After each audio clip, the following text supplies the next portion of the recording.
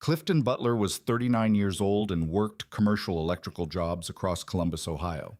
Most people saw a quiet, divorced man with a cracked Samsung phone mud on his work boots and a 15-year-old Ford parked outside a small house on Briarwood Lane. The parents at Riverside Elementary thought Vanessa had upgraded her life after leaving him. What they didn't know was Clifton Butler owned documents that could destroy the man standing beside her. Then Brandon smiled, extended his hand across Mason's birthday table, and said, "Brandon Butler, good to finally meet you." Clifton felt his son's fingers tighten around his wrist as he noticed the Hamilton watch from his dead father's garage shining under the party lights.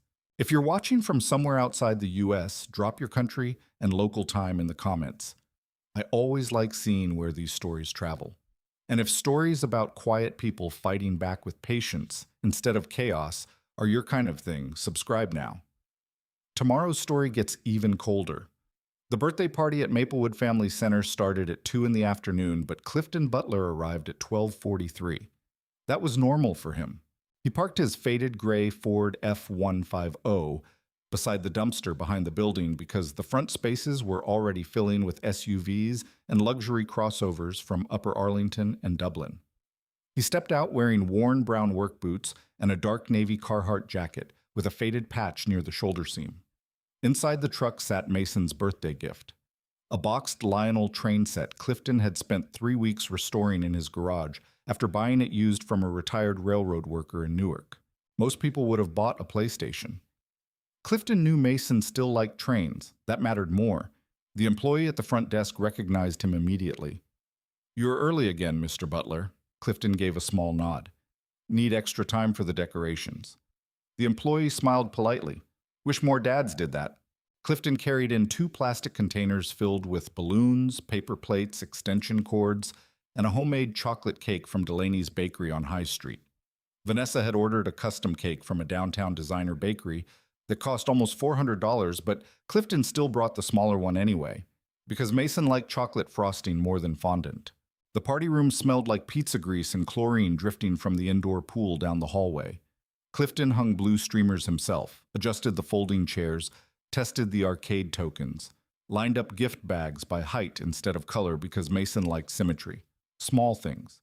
Things people never noticed unless they paid attention. At 1:38, Mason arrived with Vanessa. The boy ran toward Clifton immediately. "Dad." The word hit fast and warm.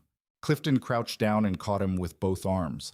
Mason smelled like laundry detergent and orange shampoo.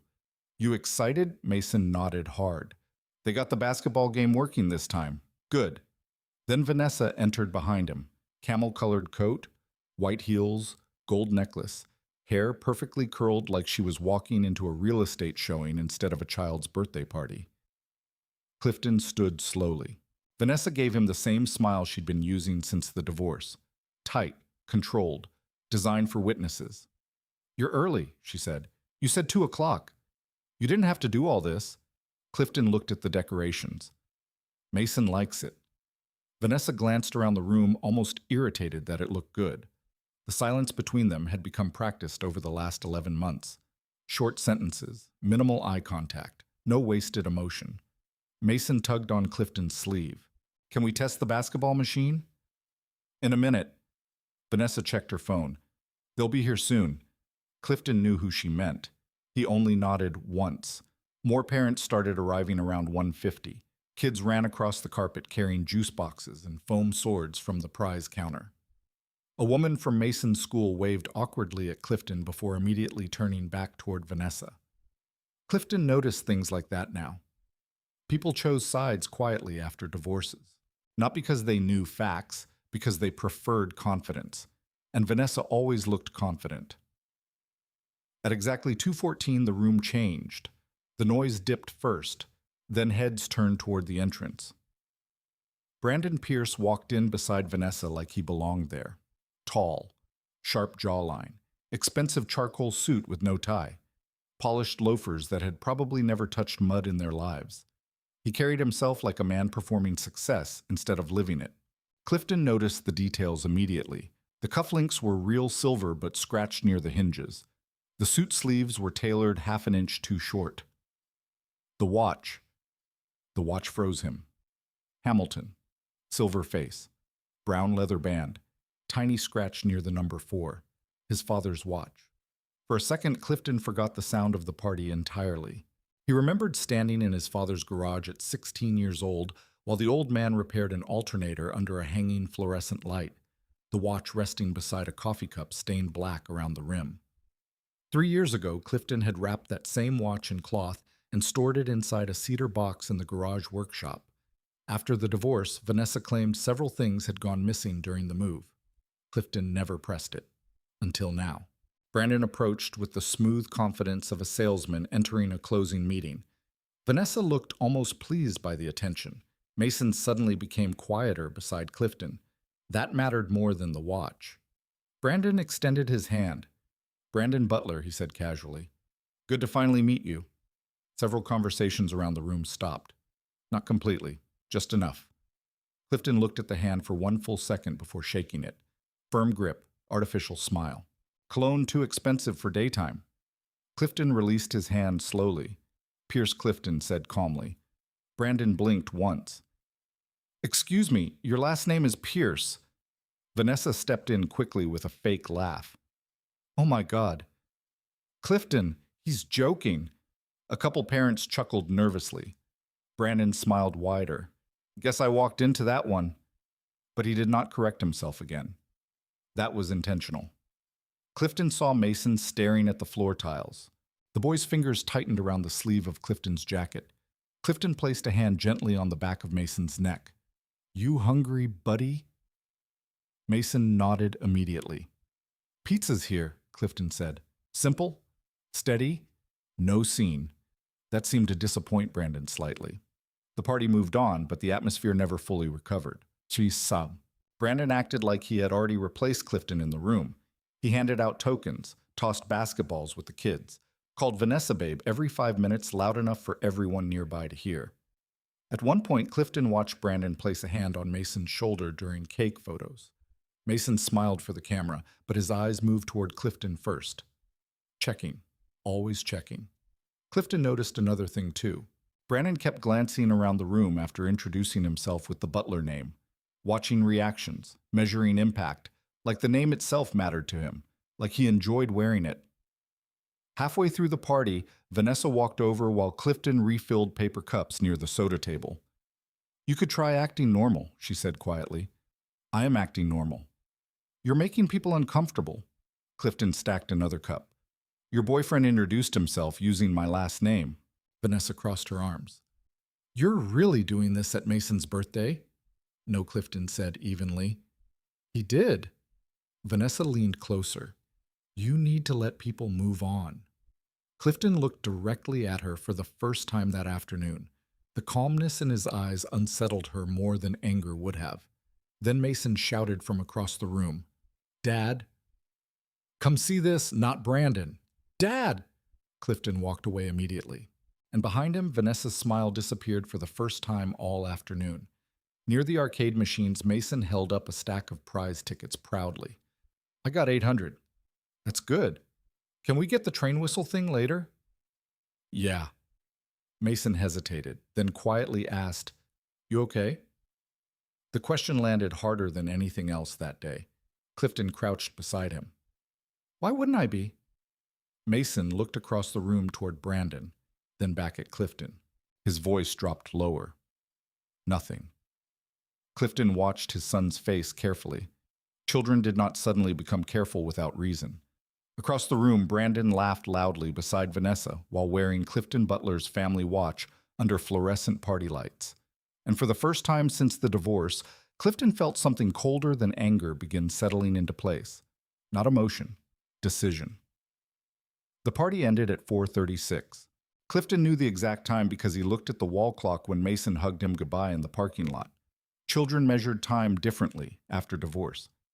Every goodbye lasted too long. "You still coming Friday?" Mason asked quietly. "Friday at 6, Clifton said. "You promise?" Clifton rested a hand on the boy's shoulder. "I've never missed a Friday." Mason nodded once, but his eyes drifted toward Vanessa's white Lexus parked under the street lamp. Brandon sat in the passenger seat already scrolling through his phone, waiting, watching. Clifton noticed something else. Brandon was still wearing the Hamilton watch. Not just wearing it, displaying it. The cuff of his shirt had been folded higher now, exposing the silver face completely. That was deliberate, too.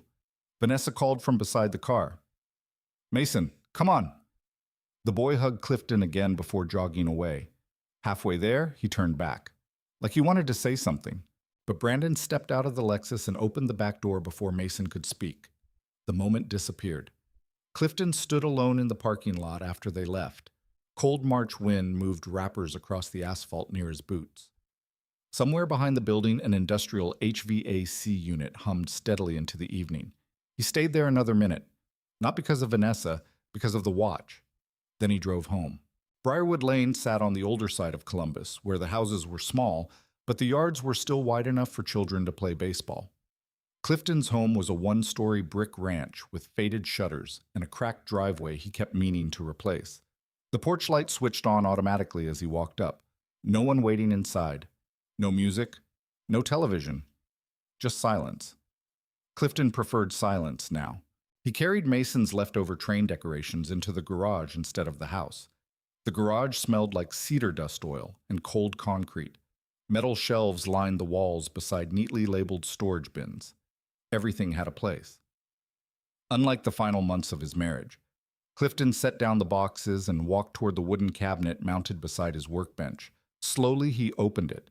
Inside sat old photographs, insurance folders, and a cedar keepsake box. Empty. He already knew it would be. Still seeing the empty velvet lining tightened something in his chest. His father's Hamilton had rested there for almost 12 years. Clifton remembered the day his father gave it to him. Winter. Snow outside the garage windows. The old man had wiped grease from his hands with a red shop rag before placing the watch into Clifton's palm. Never wear a fake man's watch, his father had said, and never trust a man who wants another man's name. At 16, Clifton thought the sentence sounded strange. At 39, it sounded precise. He closed the empty box carefully, then walked into the kitchen. The refrigerator hummed softly while he poured black coffee into a chipped Ohio State mug. The digital clock above the stove read 5:18 p.m. 3 missed calls. 1 voicemail. Vanessa. Clifton listened without expression. "Hey, Vanessa," said through speaker static. "Mason forgot his backpack at the party place. Also, maybe stop acting weird around Brandon. You're making things uncomfortable for everyone."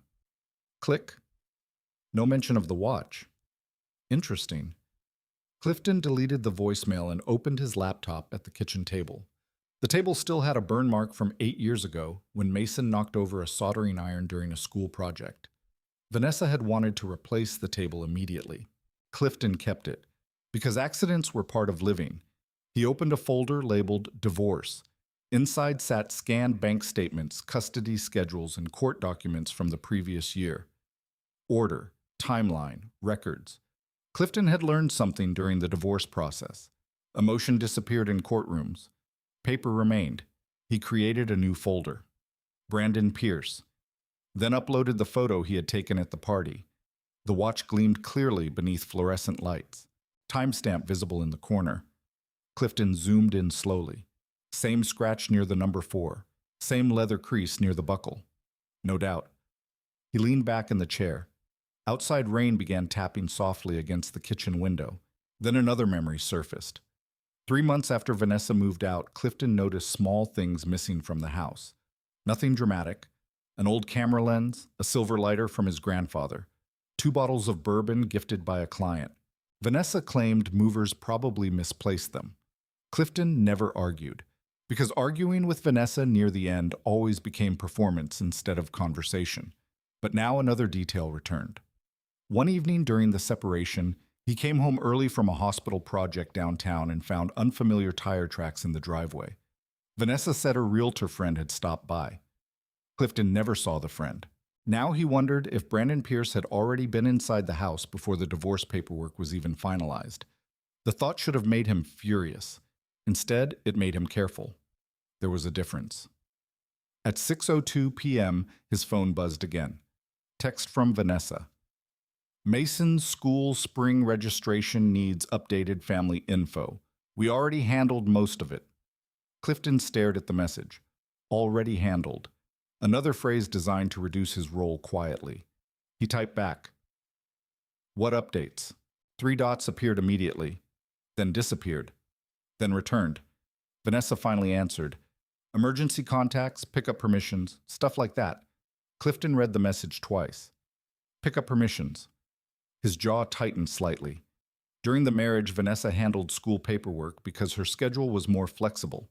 Clifton worked commercial sites with unpredictable hours, often leaving before sunrise. He trusted her completely back then. That version of him seemed far away now. He typed again, "Send me copies." This time the response took longer. "Finally, I don't have them right now." Another lie. Clifton could always tell when Vanessa lied because she became less specific. He closed the conversation without replying. Then he opened Riverside Elementary's parent portal on his laptop. Password saved automatically. The dashboard loaded slowly. Student name Mason Butler, grade 3. Emergency contacts. Clifton stopped reading. Under authorized guardians, a second name had been added beneath Vanessa's. Brandon Pierce. No, not Pierce. The screen read Brandon Butler. Clifton stared at it for several seconds without blinking. Authorized pickup access. Emergency medical approval. School release permissions. The date added 6 weeks earlier. A low sound escaped Clifton's throat before he realized it. Not anger. Recognition. This was not casual anymore. This was documentation, systematic. He clicked deeper into the portal. Another form opened. Preferred household identification, Butler Pierce family. Clifton sat very still. Rain continued hitting the windows. Somewhere inside the house, old pipes knocked softly behind the walls. Then he saw the signature line. Father's signature, Clifton Butler, signed electronically. He knew immediately it was fake. Not because the signature looked bad, because Clifton never used cursive capitals anymore after slicing tendon tissue in his right thumb years ago on a generator blade. His signatures became shorter after physical therapy. The one on the form used his old signature style from before the injury, which meant somebody copied it from older documents. Clifton leaned back slowly. For the first time all evening, his heartbeat changed pace. Not panic, calculation. He opened another folder. Work documents. Then searched for one specific contact. Rebecca Sloan, family attorney, Columbus, Ohio. He stared at her number for a moment before calling. The line rang twice. Rebecca Sloan, Clifton Butler. A brief pause. Something happened. Clifton looked again at the school form glowing on the screen. "Yes," he said calmly. "I think someone forged my signature." Silence filled the line for one long second. Then Rebecca spoke in a completely different tone. "Email me everything. Right now." Clifton looked once more at Brandon Butler typed across his son's school records. And suddenly, the watch at the birthday party no longer felt like the real problem. It felt like the warning. Rebecca Sloan's office sat on the 7th floor of a red brick building overlooking East Broad Street. Clifton arrived at 7:12 the next morning wearing the same navy work jacket from the birthday party. He carried a black folder under one arm and a thermos of coffee in his left hand. Downtown Columbus moved fast at that hour. Bus brakes hissed outside. Lawyers crossed intersections carrying leather bags and paper cups. Rainwater from the night before still reflected traffic lights along the sidewalks. Clifton noticed all of it automatically. He always noticed things. Rebecca's receptionist greeted him quietly. "She's already reviewing the documents." Clifton nodded once and sat near the window. The lobby smelled faintly of printer toner and expensive wood polish. A television mounted in the corner played muted financial news while captions crawled across the bottom of the screen. 5 minutes later, Rebecca opened her office door. "Come in." She was in her early 50s with silver-framed glasses and the kind of calm voice judges listen to carefully. Clifton had hired her during the divorce because she never dramatized anything. Drama weakened cases. Facts strengthened them. Rebecca closed the office door behind him and spread printed copies of the school forms across her desk. "I checked the metadata," she said immediately. Clifton remained standing, and the electronic signature didn't come from your account credentials. Clifton looked down at the papers. Rebecca tapped one page with a pen. "Also, whoever copied your signature used an older sample." "I know." Rebecca looked up. How I injured my thumb 3 years ago. Clifton flexed his right hand slightly. My signature's changed after surgery. Rebecca leaned back slowly. That helps? Outside the office windows, morning traffic crawled across Broad Street in long, wet lines. Clifton finally sat down. Rebecca studied him for a moment. You seem calmer than most people would be. Clifton stared at the forged signature. Being loud won't change what's on paper. A small expression crossed Rebecca's face. Approval.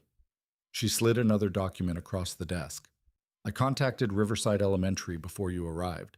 Clifton looked up immediately. They confirmed Brandon Pierce has authorized pickup access for Mason. The sentence landed hard even though Clifton already suspected it. Rebecca continued carefully. He's listed under household guardianship references.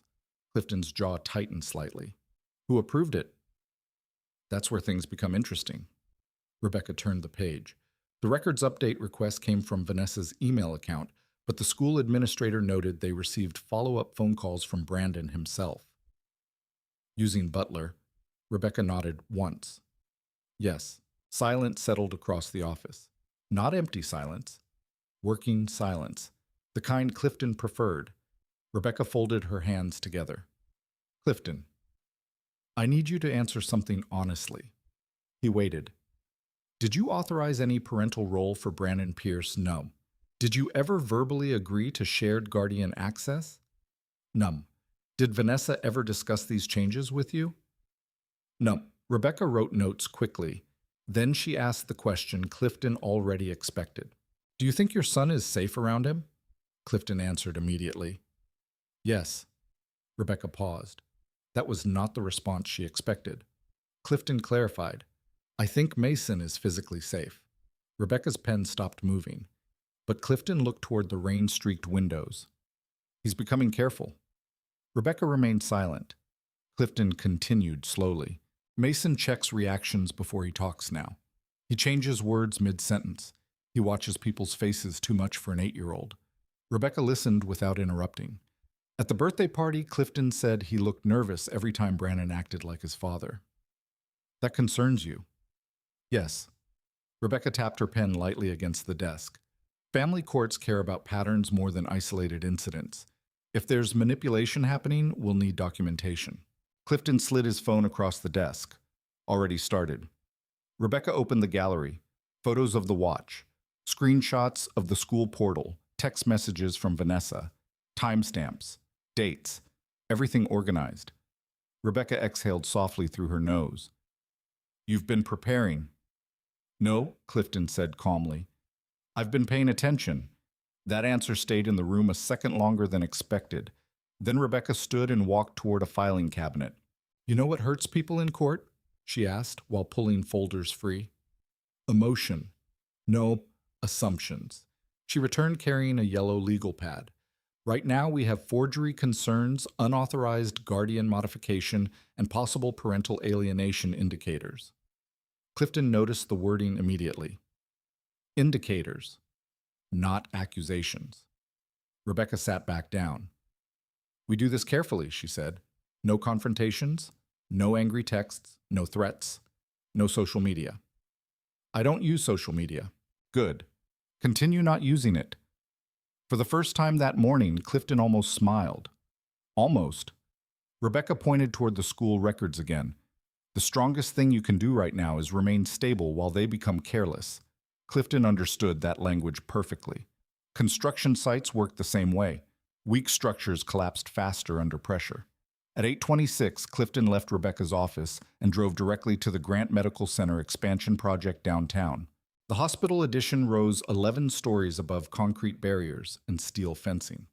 Cranes rotated slowly against the gray Ohio sky, while electricians in reflective vests moved through unfinished corridors carrying conduit and cable reels. Noise, dust, metal. Clifton preferred job sites because everything obeyed logic there. Voltage either existed or it didn't. No pretending. His foreman, Luis Ortega, spotted him near the service elevators. You're late, Luis said. Lawyer. Luis raised an eyebrow but didn't push further. Most men on the site respected Clifton because he never talked much but solved problems fast. He carried himself with the steady patience of someone who understood systems deeply. Around noon, Clifton stood on the ninth floor reviewing blueprints when his phone buzzed again. Vanessa. He let it ring twice before answering. What? Her tone was already irritated. You contacted Mason's school? Yes. You're making this into something ridiculous.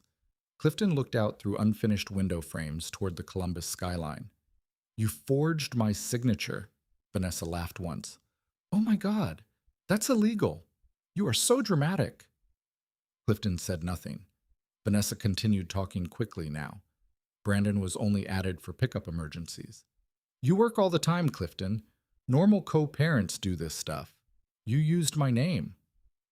Silence. Brief. Then Vanessa lowered her voice. You really care about that? Yes. Another silence. Longer this time. Finally, she said, You're embarrassing yourself over paperwork. Clifton watched welders working across the steel beams nearby. Sparks scattered through gray air like orange rain. Tell Brandon to stop using Butler. He was joking. He printed it on school records. Vanessa inhaled sharply. How do you even know that Clifton ended the call? No warning, no argument, just silence. A few seconds later, another call came immediately. Then another. Then a text. You're overreacting. Another. Mason likes him. Another.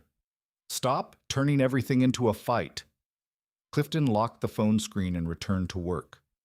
That afternoon passed in measured noise and fluorescent light.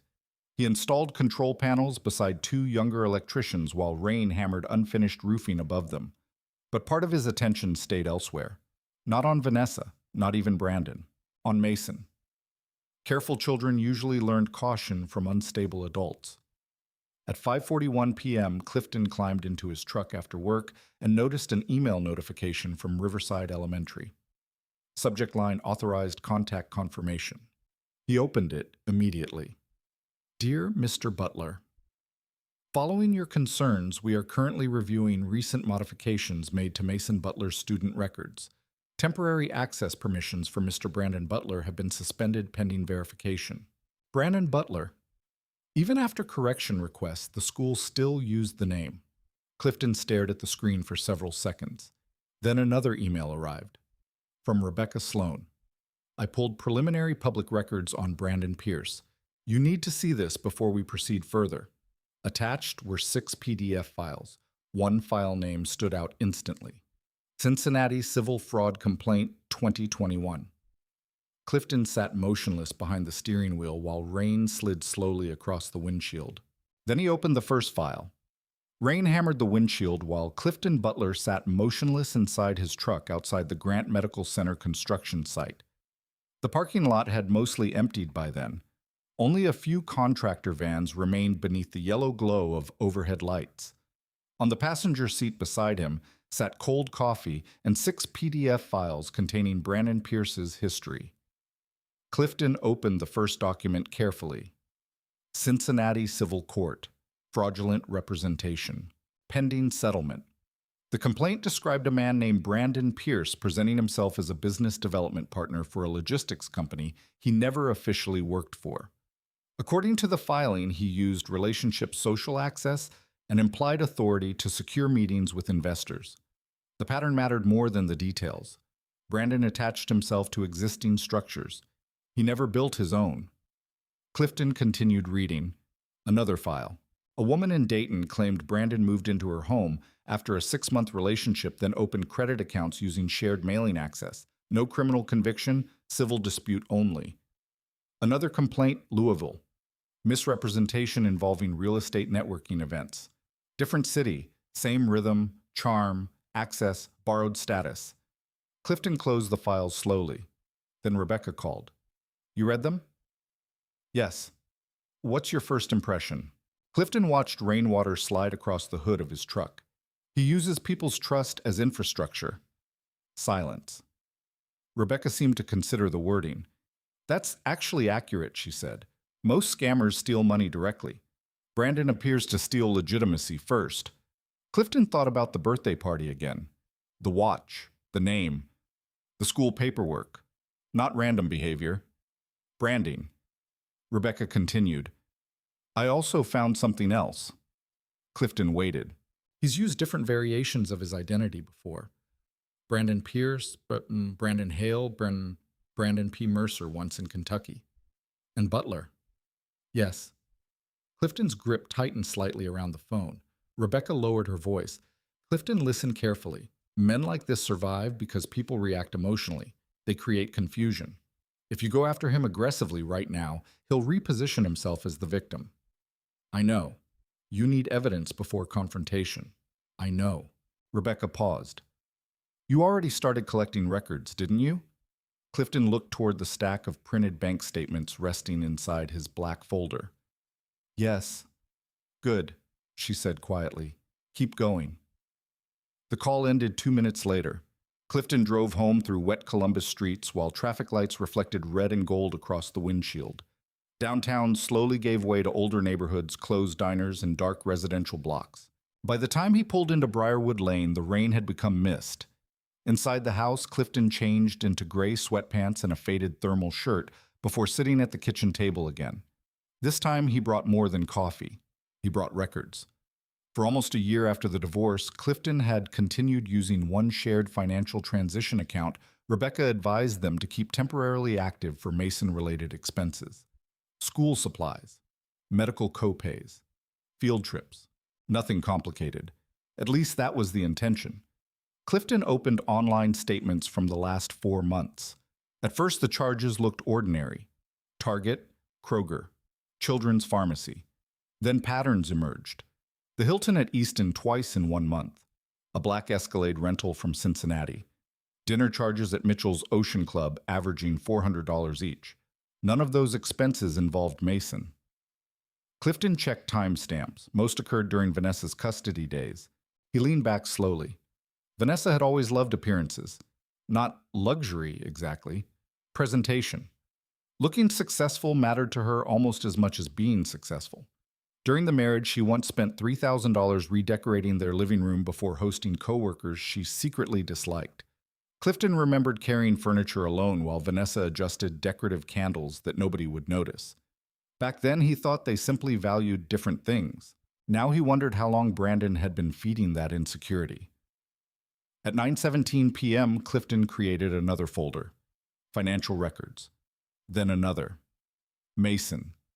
Inside it, he began organizing everything. Pickup schedule inconsistencies, voicemails, school forms, photos, text messages. No emotion in the folders, only sequence. At 10:04 p.m., another email arrived from Rebecca.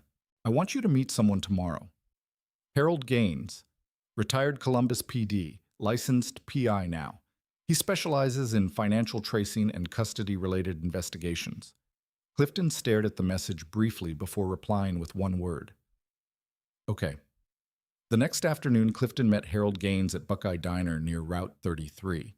Harold looked exactly like a retired detective should look. Late 60s, heavy coat, gray mustache, tired eyes that still missed nothing. He ordered meatloaf before introducing himself. Rebecca says you're patient, Harold said. Clifton stirred black coffee slowly. Usually. Harold nodded once like that answer confirmed something. You'd be surprised how many custody cases fall apart because somebody loses their temper before evidence matures. Clifton appreciated the wording. Evidence matures. Harold slid a manila folder across the table. Started preliminary work on Pierce last night. Inside sat printed photos.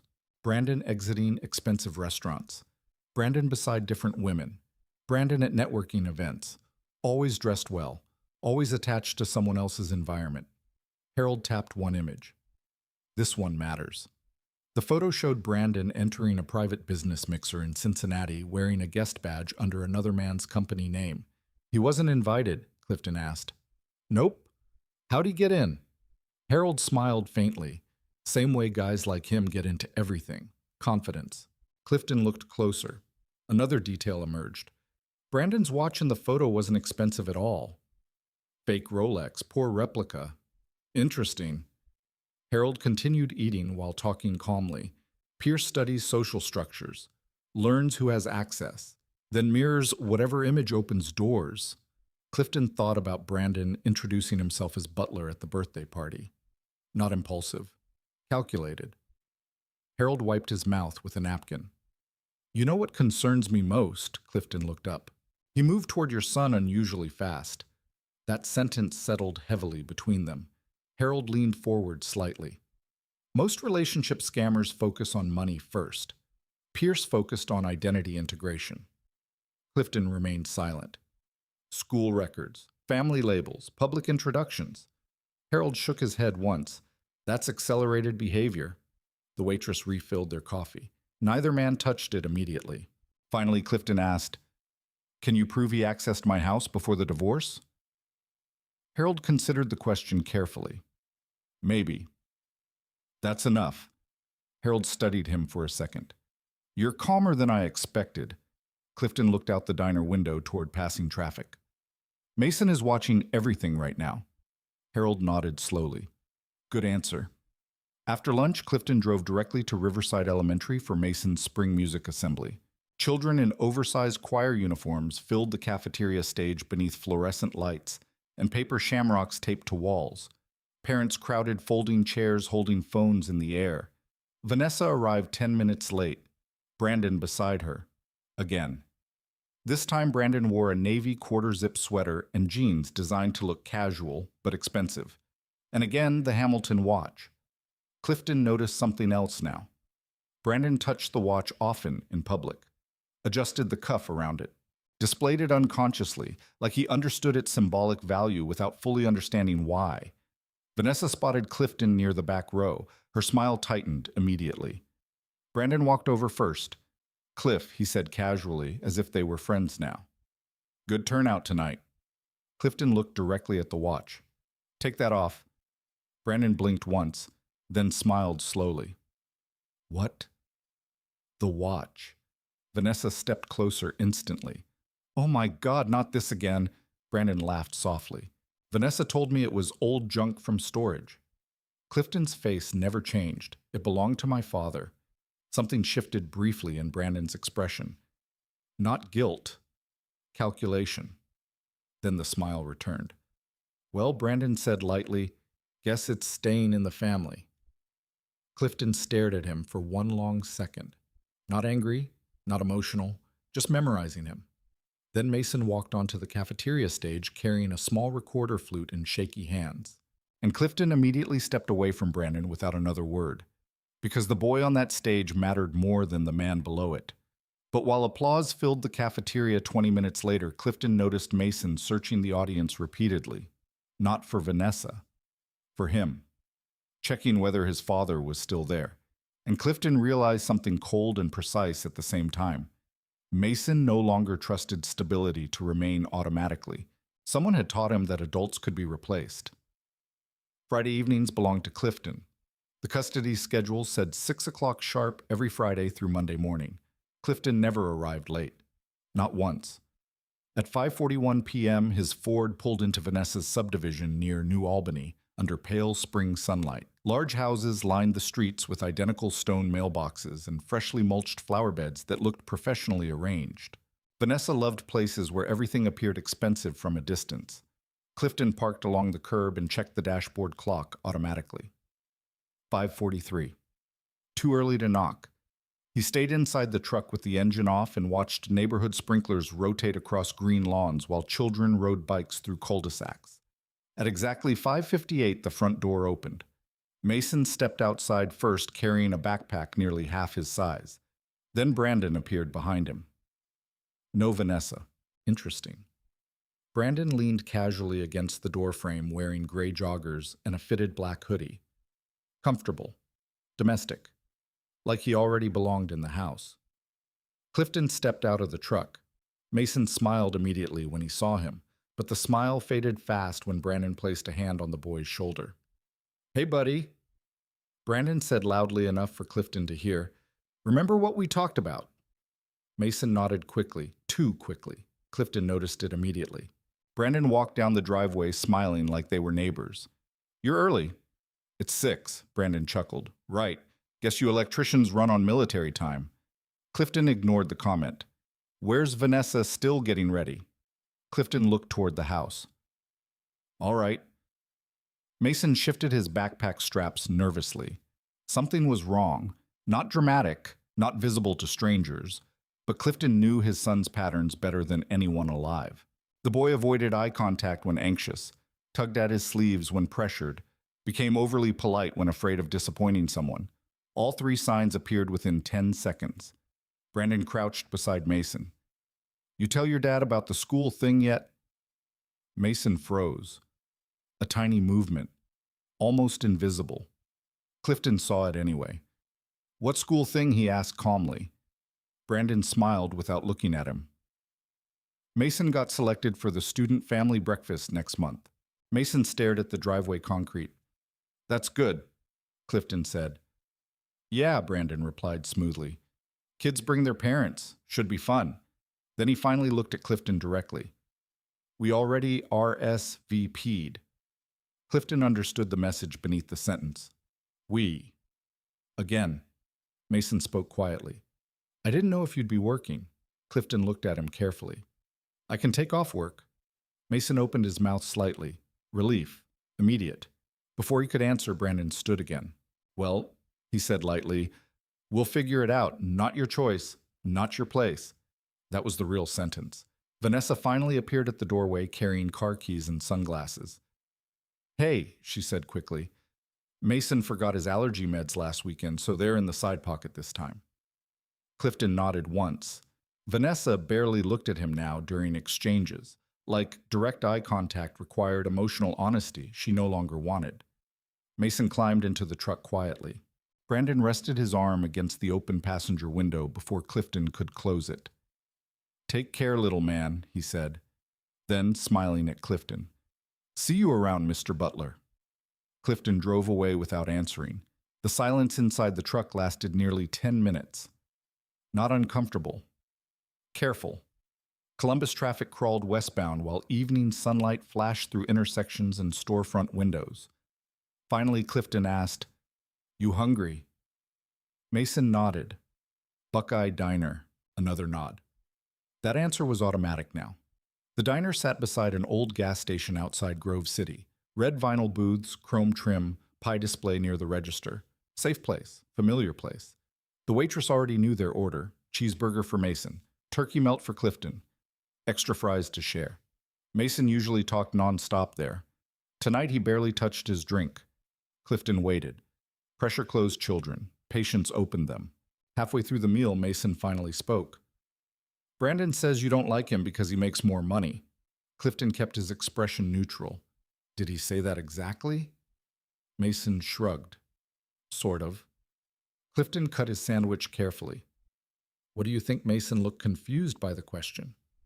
I don't know. That's okay. Mason picked at a French fry.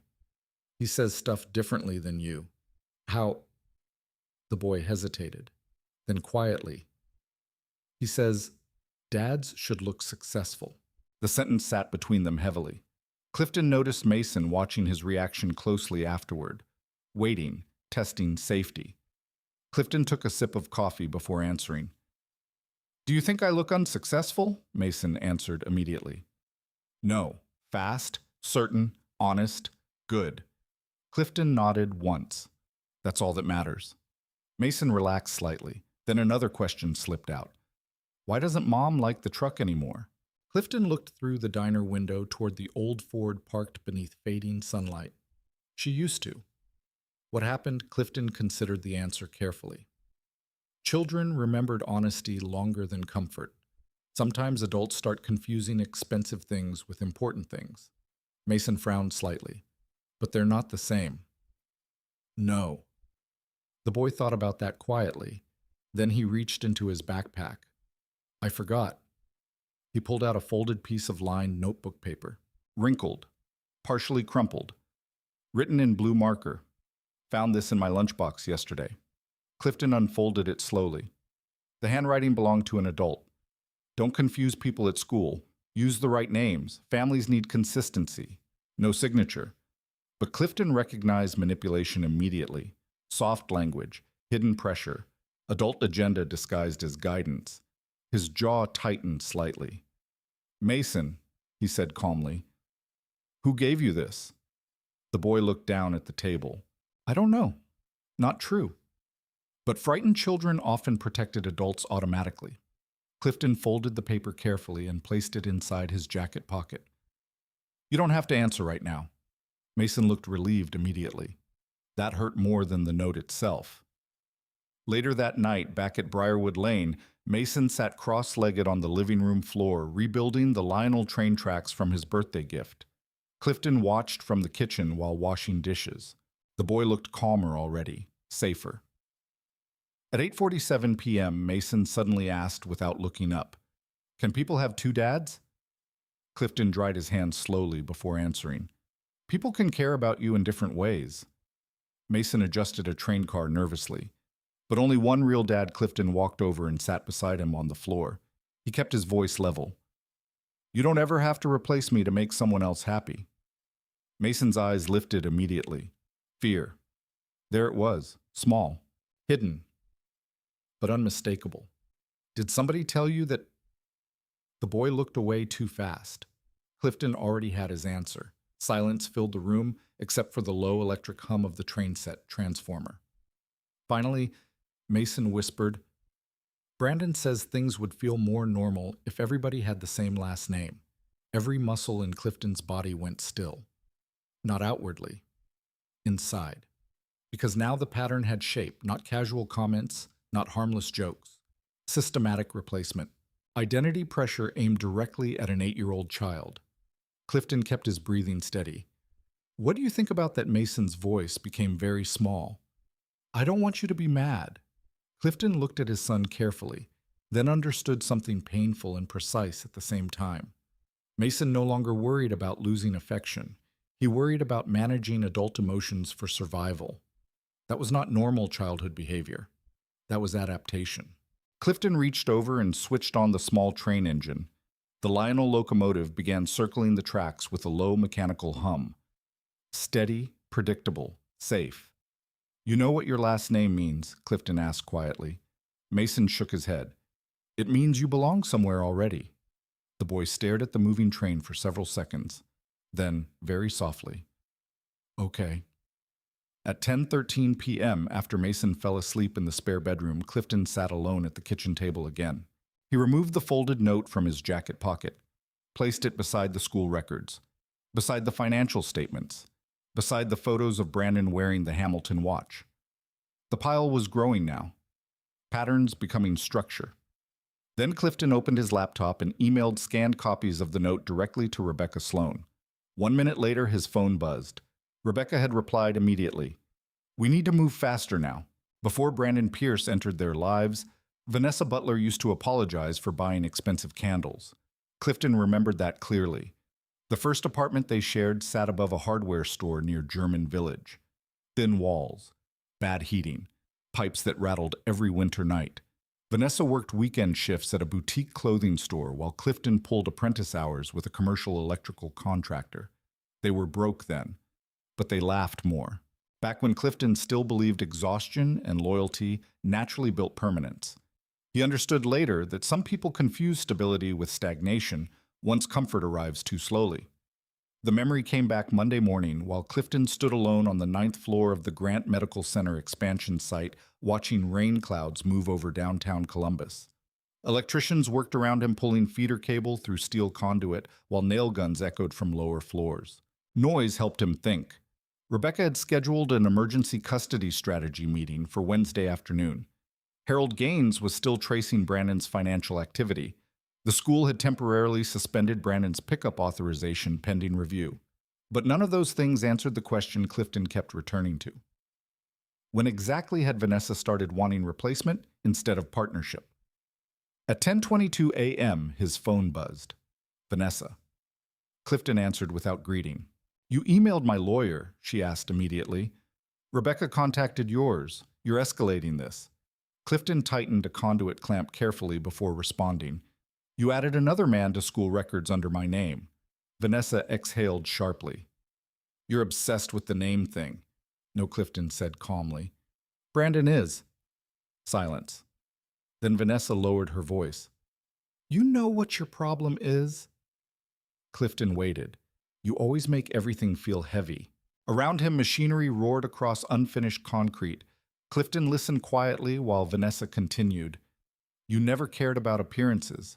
You never wanted more. You were fine living the same exact life forever. There it was. Not anger, disappointment. Older than the divorce itself. Clifton looked across the city skyline through skeletal steel beams. What did you want? He asked. Vanessa laughed once without humor. Honestly, I wanted to stop feeling embarrassed. The sentence settled coldly inside him, not because it surprised him, because it confirmed what he already suspected. Clifton remembered the first time Vanessa complained about his truck. 3 years earlier. A charity dinner downtown. Valet parking outside the Junto Hotel. Vanessa wore a dark green dress and spent 20 minutes fixing her makeup in the passenger mirror before saying quietly, You know everyone notices the truck, right? Clifton remembered looking at her carefully before answering. It runs. That's not the point. At the time he thought the argument was about vehicles. It wasn't. It was about image. Now Vanessa's voice pulled him back into the present. Brandon actually wants things out of life. Clifton almost responded. Almost. Then he remembered Mason sitting at the diner carefully measuring adult emotions before speaking. So Clifton simply asked, Is Mason there? A pause. No. Then we're done. He ended the call. At 1:15 p.m., Clifton ate lunch alone inside the construction trailer while reviewing updated documents Rebecca had emailed earlier that morning. Custody adjustment possibilities, psychological evaluation requests, school interference precedents. Legal language always sounded emotionally flat even when describing damage. Parental alienation indicators, identity displacement pressure, emotional role confusion, cold phrases for painful things. Luis Ortega stepped into the trailer carrying coffee. You look like somebody died, Luis said. Clifton closed the laptop halfway. Just lawyer stuff. Luis sat across from him. You know, he said carefully, most guys on this site think you're handling the divorce weird. Clifton looked up slowly. Weird how Luis shrugged. Too calm. Clifton almost smiled at that. Luis leaned back in the chair. My brother went through custody court last year, broke 3 TVs, got arrested twice. How'd that work out for him? Luis snorted softly. Terribly. Silence settled between them. Then Luis pointed toward Clifton's laptop. You got proof, yes. Then stay calm. Simple advice. But accurate. That evening after work, Clifton drove to Briarwood Lane under orange sunset light stretching across wet pavement. Mason would return tomorrow afternoon. The house felt too quiet without him now. Clifton stopped at Kroger on the way home. Frozen waffles, orange juice, laundry detergent, chocolate milk. Normal things. He noticed something while unloading groceries into the kitchen. Almost every item he bought lately involved predictability. Food Mason liked. Schedules Mason trusted. Routines Mason could count on. Stability had become intentional. At 7:08 p.m., Harold Gaines called. I found something. Clifton set down a grocery bag immediately. Go ahead. Pierce attended a commercial development mixer 2 months ago under the Butler name. Clifton stayed silent. Harold continued. He introduced himself to at least 3 contractors as connected to Butler and Keene Industrial Systems. Now Clifton's attention sharpened completely. Did he sign anything? Not officially. But he collected cards, scheduled lunches, tried positioning himself as family. Clifton leaned against the kitchen counter slowly. The room suddenly felt very still. How many people believed him enough? Harold lowered his voice. One contractor thought he was your cousin. Clifton looked toward the dark kitchen window. Outside Briarwood Lane sat quiet beneath porch lights and damp trees. Harold spoke again. You need to understand something about men like Pierce. Access is currency. Clifton listened carefully. They don't steal identities because they admire them. They steal them because legitimacy opens locked doors. Clifton thought about Brandon touching the Hamilton watch repeatedly at public events. Showing it. Wearing the Butler name casually. Not random ego. Camouflage. Can you prove it? Clifton asked. Working on it. The call ended shortly after. Clifton stood alone in the kitchen another minute before opening a cabinet above the refrigerator. Inside sat old photo albums Vanessa had never bothered taking after the divorce. He pulled one down carefully. Dust drifted through warm kitchen light. Inside were photographs from 15 years earlier. Vanessa smiling beside his first work van. Vanessa holding Mason as a baby. Vanessa sitting on unfinished hardwood floors in their first house, eating takeout Chinese food while Clifton installed light fixtures himself. There had been real happiness once. That mattered, because Clifton refused to rewrite history simply to justify anger. Then he reached a photo from 6 years ago, a fundraising gala downtown. Vanessa stood beside him wearing silver earrings and a practiced smile. Clifton wore a dark suit he clearly felt uncomfortable in. He remembered that night now. Vanessa spent most of the evening talking to real estate investors and developers, while Clifton discussed electrical infrastructure with 2 hospital executives near the bar. On the drive home, Vanessa asked him something strange. "Why don't you ever tell people what you actually own?" Clifton remembered keeping his eyes on the road. "Because I don't need them impressed." Vanessa looked disappointed by the answer. That was the beginning, not Brandon, not the affair. The beginning was when Vanessa started seeing quietness as lack instead of discipline. At 9:31 p.m., another email arrived from Riverside Elementary. Subject: Family Heritage Breakfast Confirmation.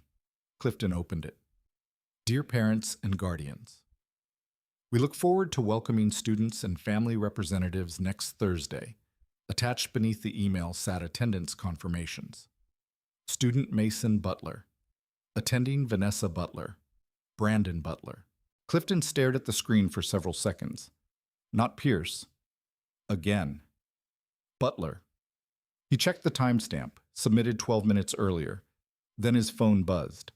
Text from Vanessa. Please don't make a scene at the breakfast.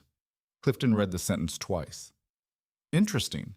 She already expected conflict, which meant somewhere beneath all her confidence, Vanessa knew exactly how wrong this had become. Clifton placed the phone face down on the kitchen table, then slowly opened a blank legal notebook. At the top of the page, he wrote one sentence: document everything. And beneath it, for the first time since the divorce, Clifton Butler began outlining a direct legal response. Wednesday afternoon, Franklin County Family Court smelled like old paper floor polish, and tension people tried to hide behind professional clothing. Clifton Butler arrived 17 minutes early. Gray button-up shirt, dark jeans, work boots polished clean for once. Nothing expensive, nothing careless.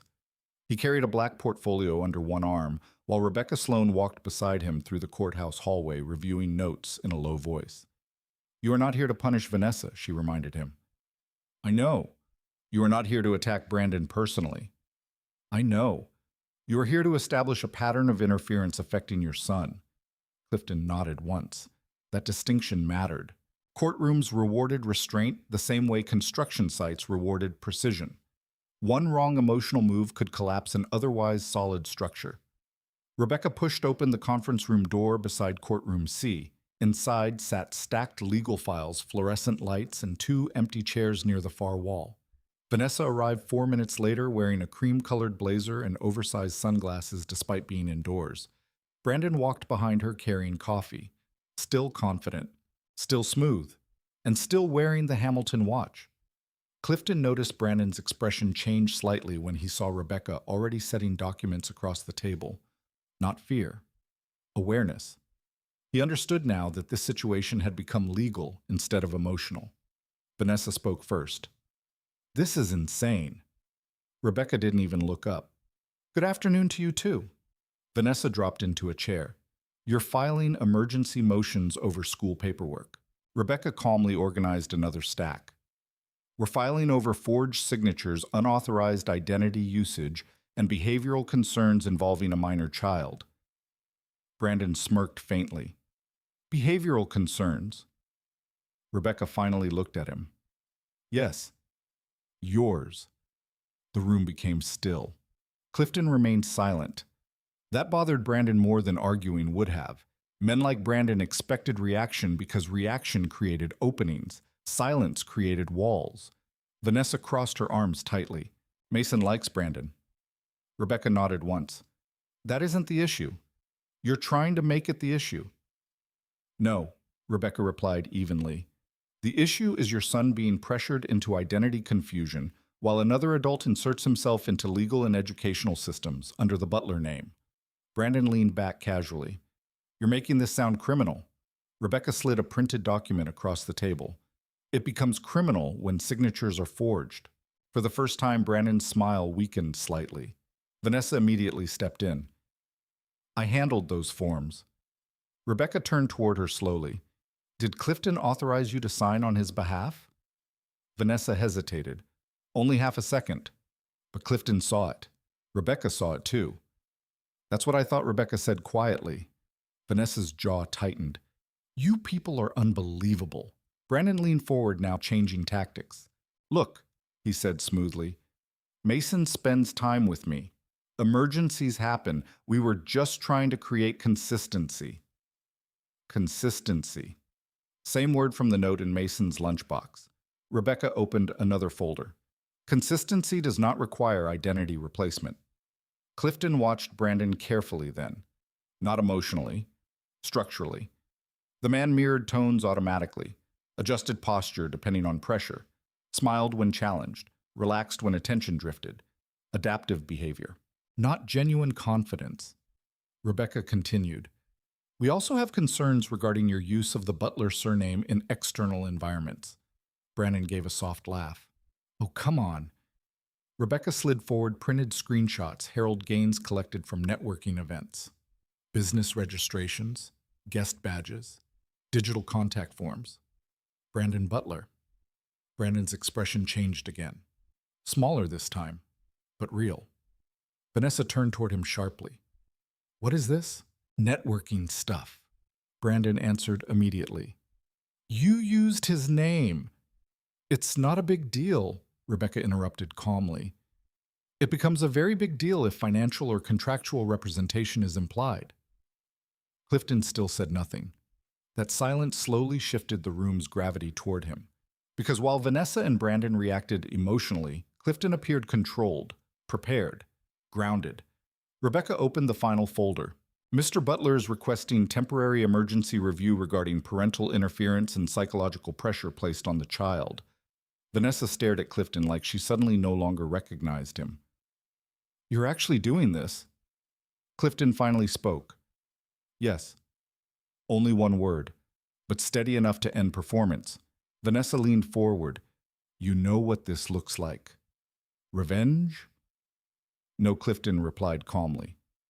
Documentation. The sentence landed hard. Brandon looked annoyed now for the first time. You're acting like I'm dangerous.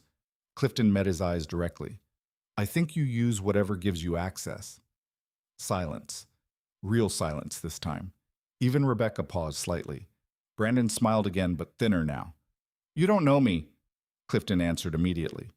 You introduced yourself using my last name before you knew me. That ended the conversation. At 3:42 p.m., they entered the preliminary hearing room. The magistrate assigned to emergency family motions was Judge Ellen Vickers, a woman in her 60s known for disliking emotional theatrics. Good. Clifton preferred systems that respected evidence. The hearing lasted 48 minutes. Vanessa's attorney argued co-parenting flexibility, communication misunderstandings, administrative convenience. Rebecca responded with timestamps, records, screenshots, printed emails from Riverside Elementary, voicemail transcripts, the lunchbox note. Every document entered cleanly and calmly into record. Judge Vickers reviewed each page carefully. Then she looked directly at Vanessa. Did you authorize use of the Butler surname for Mr. Pierce within school documentation? Vanessa hesitated again, informally.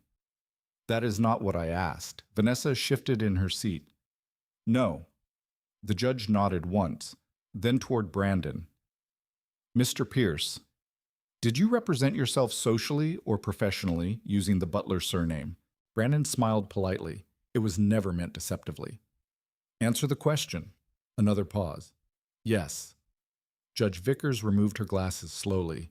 That was extraordinarily inappropriate. Brandon's jaw tightened slightly. Rebecca stood next. Your Honor, We are particularly concerned about emotional role displacement involving the child. She submitted Mason's lunchbox note. The judge read it silently, then looked toward Clifton. Mr. Butler, she said, have you discussed these matters directly with your son, Clifton? Answered carefully. No. Why not? Because children shouldn't carry adult conflict. The courtroom became very quiet. Judge Vickers studied him for several seconds, then asked softly, how would you describe your son's recent behavior? Clifton thought before answering. He measures reactions before speaking. The judge's expression changed slightly. Clifton continued. He worries about upsetting adults. He checks whether I'll still show up. No dramatics, no tears, no exaggeration, just truth. Sometimes truth sounded heavier without emotion attached. Vanessa suddenly spoke up. Oh my God, Mason is fine. Judge Vickers looked at her sharply. Mrs. Butler, your son is 8 years old. Vanessa fell silent. Rebecca submitted one final exhibit, a printed attendance form for Riverside Elementary's Family Heritage Breakfast. Attending Vanessa Butler. Brandon Butler. Judge Vickers stared at the page for several long seconds, then she placed it down carefully. This court is deeply concerned by the repeated normalization of identity substitution involving a minor child. Brandon shifted visibly now. Finally. Pressure. Judge Vickers continued. I am ordering immediate suspension of all non-parental school authority permissions involving Mr. Pierce pending full review. Vanessa's face lost color instantly. The judge wasn't finished. I am also authorizing temporary custody evaluation proceedings and appointing a child adjustment specialist.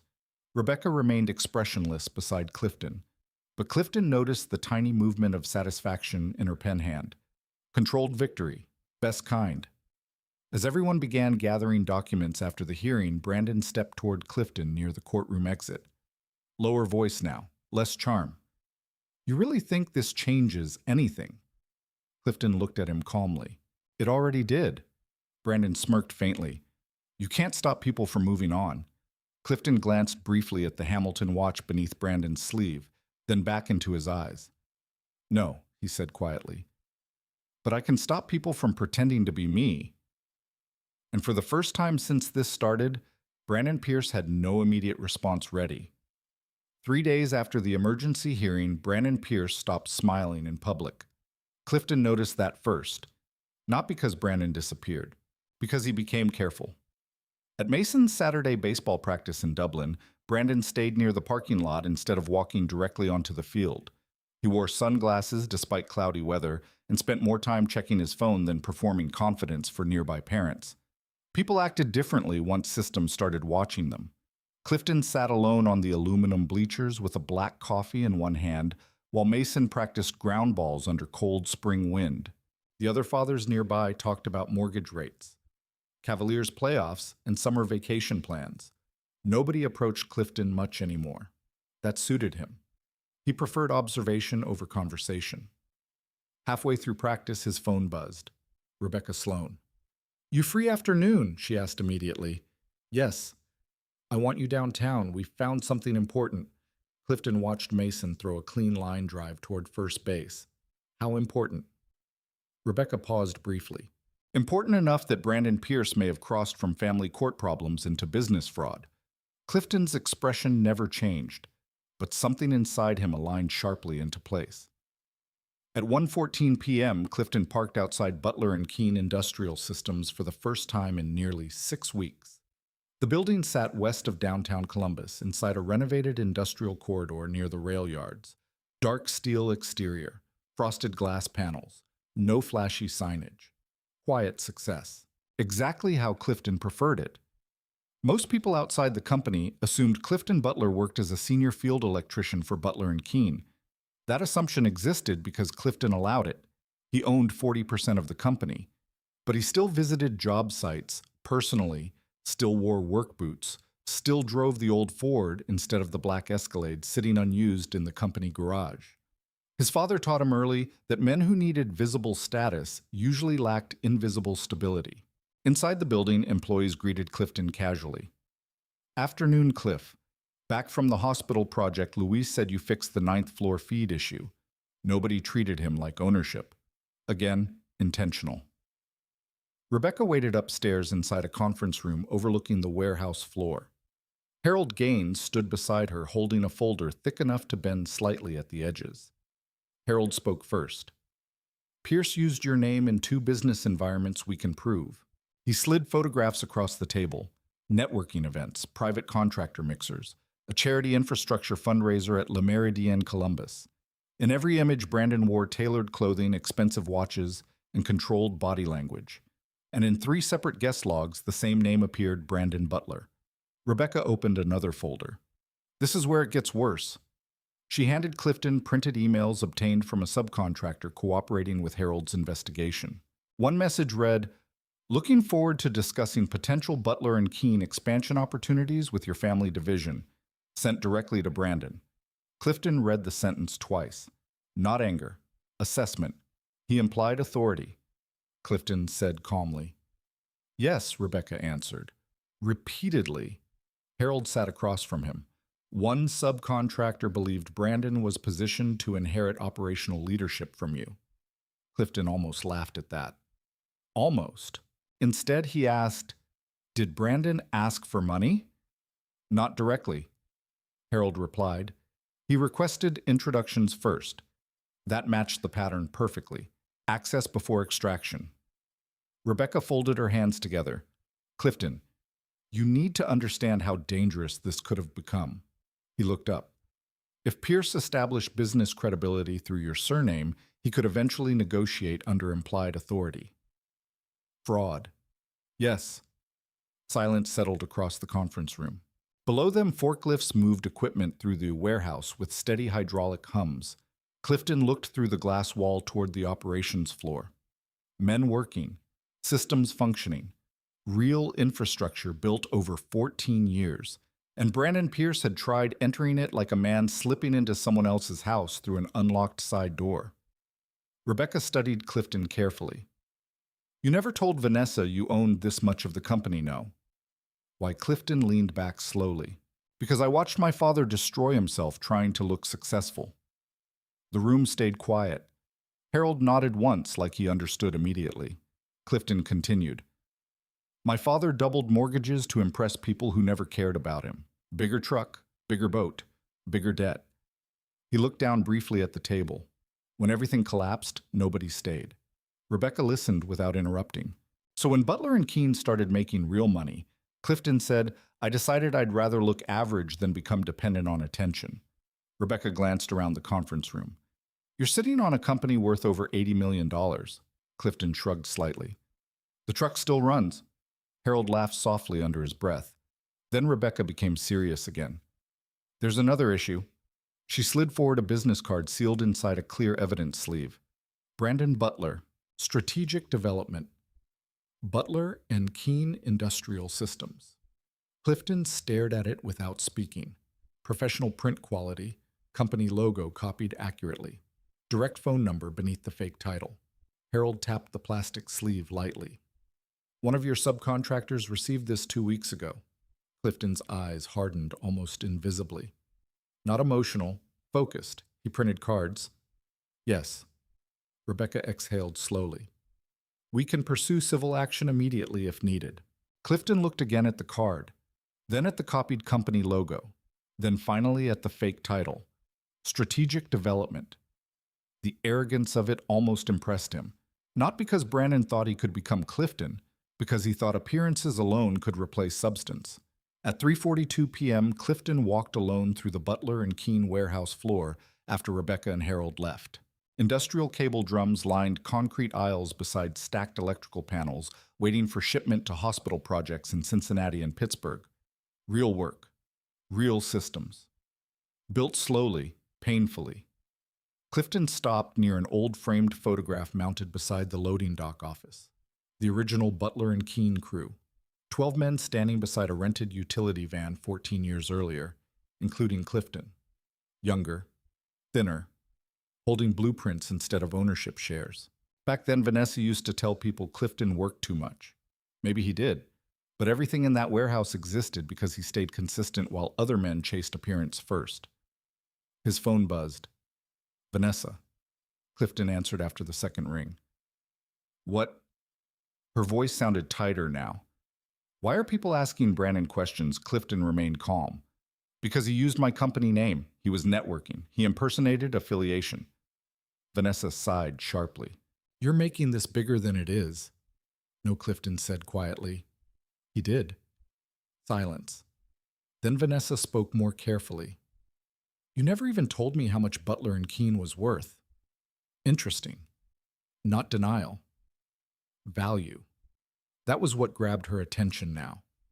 Clifton walked slowly past stacked transformers while answering. You never asked. That's not true. You asked why I didn't buy nicer things. Another silence. Longer. Then Vanessa lowered her voice. Brandon thought you were just a contractor. Clifton stopped walking. There it was. The truth finally surfacing by accident. Not love. Not family. Not emotional connection. Assessment. Brandon had entered the situation believing Clifton Butler was socially replaceable. Just another blue-collar ex-husband with no leverage beyond biology. Vanessa continued nervously. He didn't know. No, Clifton interrupted calmly. He didn't. Then he ended the call. Outside, evening rain started falling across the warehouse skylights. Clifton remained standing beside the framed company photograph while water tapped softly overhead. His phone buzzed again almost immediately, this time from Harold Gaines. Need you to check your email. Urgent. Clifton opened the message. Attached was security footage, still imagery from a contractor networking event 2 weeks earlier. The timestamp showed Brandon Pierce standing beside a man Clifton recognized instantly. Daniel Mercer, Regional Procurement Director for Mercy Health Systems, one of Butler and Keene's largest active clients. Brandon was shaking Mercer's hand, and beneath the image, Harold typed only one sentence. Pierce introduced himself as your cousin. Clifton stared at the screen while rain hammered harder above the warehouse roof. Then slowly, for the first time since this started, he understood the full shape of what Brandon Pierce had actually been trying to steal. Not the marriage. Not Vanessa. The Butler name itself. The cease and desist letter went out Monday morning at 8:03 a.m. Rebecca Sloan drafted it herself. 4 pages. Precise language. No emotional wording. Unauthorized representation. Fraudulent affiliation. Misuse of protected business identity. Immediate demand for termination of all implied association with Butler and Keene Industrial Systems. Clifton approved the final version while drinking black coffee in the company conference room. He read every sentence carefully, not because he doubted Rebecca, because details mattered now. Across the table, Rebecca closed her laptop. Once this is delivered, Pierce will know we can prove intent. Clifton nodded once. That's the point. Rebecca studied him carefully. You're still calm. Clifton looked through the conference room glass toward the warehouse floor below. Workers loading equipment, forklifts moving pallets, real things continuing forward. Panicking won't protect Mason. Rebecca didn't respond immediately. Then quietly, you know, most people in your position would have confronted him physically by now. Clifton almost smiled. Most people don't install high-voltage systems for a living. Rebecca raised an eyebrow. How's that relevant one wrong reaction can destroy an entire structure? That answer stayed with her. At 10:16 a.m., Harold Gaines called with another update. We got hotel footage. Clifton stepped into the hallway outside the conference room. From where Le Méridien downtown. Networking event 3 weeks ago. Harold sounded more serious than usual. Pierce introduced himself there as Brandon Butler again. Used your company logo on digital contact forms. Clifton closed his eyes briefly. How many people? At least 7 verified interactions. And Harold exhaled. One of them offered him a preliminary consulting discussion. Clifton's jaw tightened almost invisibly. There it was. Escalation. Not just borrowed identity anymore. Opportunity extraction. Harold continued. We also confirmed the Escalade he drives isn't his. 3-day luxury rental cycles under rotating accounts. Not surprising. Everything about Brandon Pierce depended on temporary presentation. Temporary clothes, temporary status, temporary identities. Clifton thanked Harold and ended the call. Then his phone buzzed again immediately. Vanessa! He answered without greeting. What did you send Brandon? She demanded. The truth. He says you're threatening him. No, Clifton replied calmly. My attorney is warning him. Vanessa's breathing sharpened through the line. You're humiliating us. Interesting word choice. Us. Clifton leaned against the hallway wall. Did he tell you he printed Butler and Keene business cards? Silence. Then, what? He told people he worked for my company. No, he didn't. Yes. Vanessa's voice lowered immediately. You're lying. Clifton almost pitied her then, not because she was innocent, because she still believed confidence meant credibility. He introduced himself as my cousin to a hospital procurement director, Clifton said evenly. Nothing. No answer. Just breathing. Finally, Vanessa whispered, Brandon said you barely had anything to do with the company. Clifton looked toward the warehouse below, forklifts still moving steadily, men working without drama. He assumed wrong. Vanessa spoke again slower this time. Why didn't you tell me that I owned Butler and Keene? Yes? Clifton thought about the question carefully before answering. Because every time we talked about money, you stopped seeing people clearly. The line stayed silent. Then Vanessa snapped suddenly. So this is punishment. You wanted me to look stupid. No, Clifton said quietly. You did that yourself. He ended the call before anger could reshape the conversation. At 2:40 p.m., Clifton drove to Riverside Elementary for Mason's Family Heritage Breakfast. The irony of the event title was almost painful now. Parents filled the cafeteria carrying paper coffee cups, while children guided them toward decorated tables covered in handmade family tree drawings. Mason spotted Clifton immediately near the entrance. Relief crossed the boy's face so fast it hurt to watch. Dad. Clifton crouched slightly as Mason hugged him hard around the shoulders. You hungry? Mason nodded, then immediately looked past Clifton, checking. Always checking now. Vanessa arrived seconds later, alone. No Brandon. Interesting. She wore a beige coat and tired eyes, hidden beneath makeup applied too quickly. The confidence she usually carried seemed thinner today. Mason looked between both parents nervously. Vanessa forced a smile. Hey, buddy. Where's Brandon? Mason asked quietly. A tiny pause. He's busy. Clifton noticed the answer carefully. Not angry, not defensive, controlled damage. The cafeteria buzzed with family conversations while children showed parents classroom projects. Paper turkeys, state maps, handwriting samples taped along hallway walls. Mason guided Clifton toward a display board near the windows. My family project. Construction paper. Printed photos. Handwritten labels. Clifton Butler. Vanessa Butler. Mason Butler. No Brandon. Clifton looked at the board quietly, then noticed something else. There was dried glue residue where another photograph had clearly been removed. Vanessa saw it too. Her face tightened slightly. Mason changed it yesterday, she said quickly. Clifton looked at his son. Why? Mason shrugged awkwardly. Teacher said family projects should use legal family members. The sentence sounded rehearsed. Adult words. Not a child's natural phrasing. Vanessa looked away immediately. Clifton understood enough. Someone at school already knew there were legal concerns. Good. That meant systems were adjusting. During breakfast, Mason barely touched his pancakes. He kept watching both parents carefully while nearby families laughed and took pictures. At one point, another father approached Clifton. You with Butler and Keene. Clifton looked up. The man extended his hand. Trevor Mills, HVAC subcontractor. Clifton shook once. Trevor hesitated. I met your cousin Brandon at the Mercy Health mixer. There it was. Public collision. Vanessa froze beside the table. Clifton answered calmly. I don't have a cousin named Brandon. Trevor's expression changed instantly. Oh, only one syllable. But enough. The man understood immediately. Embarrassment crossed his face. Sorry, Trevor muttered. I misunderstood. He walked away quickly. Across the table, Vanessa stared downward at her coffee cup. Mason sensed tension immediately. Children always did. Clifton shifted the conversation smoothly. You still practicing your pitching? Mason nodded too fast. Coach says I throw harder now. That's good. The boy relaxed slightly. Vanessa remained quiet the rest of breakfast. At 4:18 p.m., Clifton sat inside his truck outside Briarwood Lane after dropping Mason back at Vanessa's house. Rain clouds gathered low over the neighborhood again. His phone buzzed. Harold Gaines.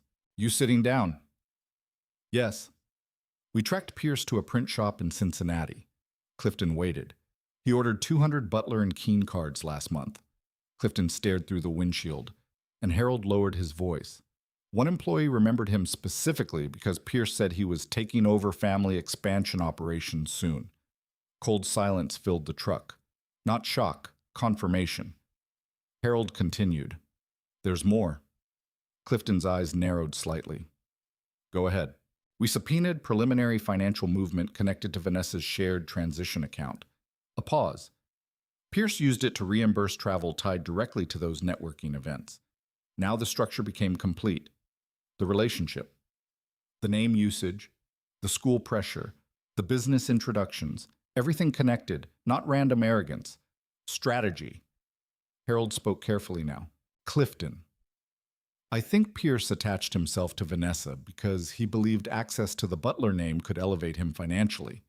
Clifton looked toward Vanessa's large suburban house where warm lights glowed behind expensive curtains. Inside that house sat his son, learning caution too early, and somewhere inside sat a man trying to wear another life like a tailored suit. Then Harold added one final sentence, and I don't think Vanessa understood that until today. The call ended. Rain started tapping softly against the windshield. Clifton sat motionless for almost a minute before starting the truck. Then his phone lit up again. Text from Vanessa. We need to talk alone. Clifton stared at the message while rain blurred the streetlights outside.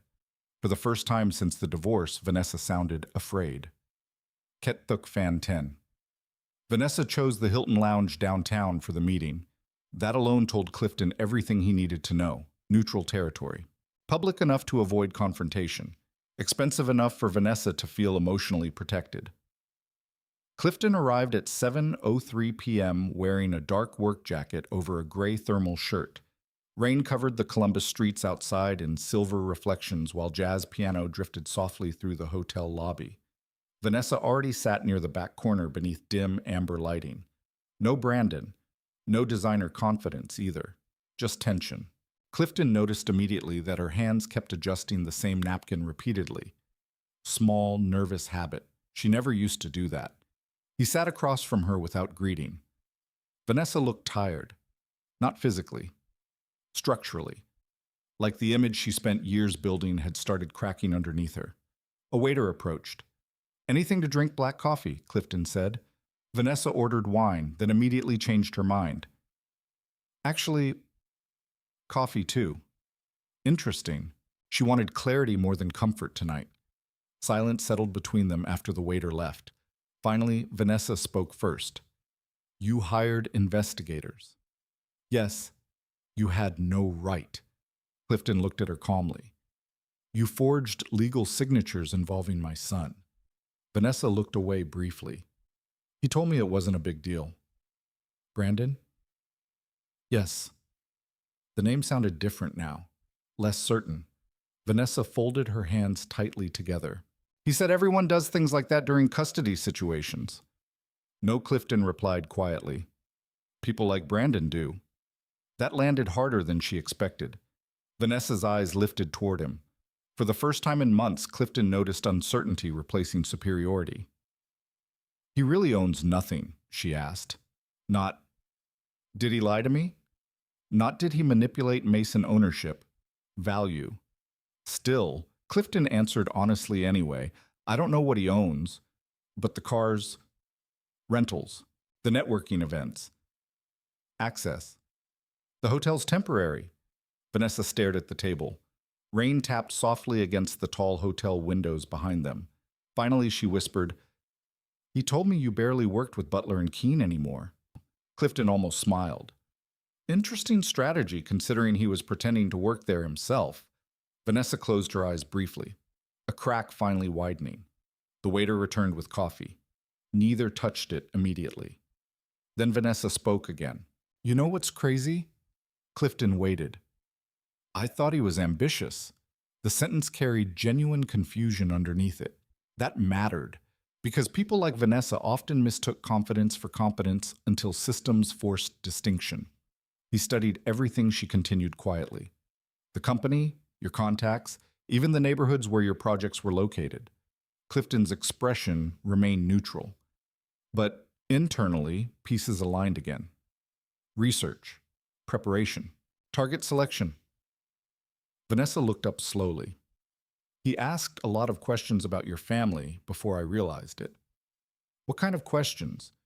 Who built Butler and Keene? Whether your father had connections? How many people trusted your name? Clifton felt something cold settle deeper inside him. Not anger anymore, recognition. Brandon Pierce had never simply dated Vanessa. He had audited the Butler identity. Vanessa rubbed her forehead tiredly. I thought he just wanted to understand my life. No, Clifton said calmly. He wanted access to it. Silence. Then Vanessa asked the question she'd been avoiding all evening. Are you trying to take Mason away from me? Clifton answered immediately.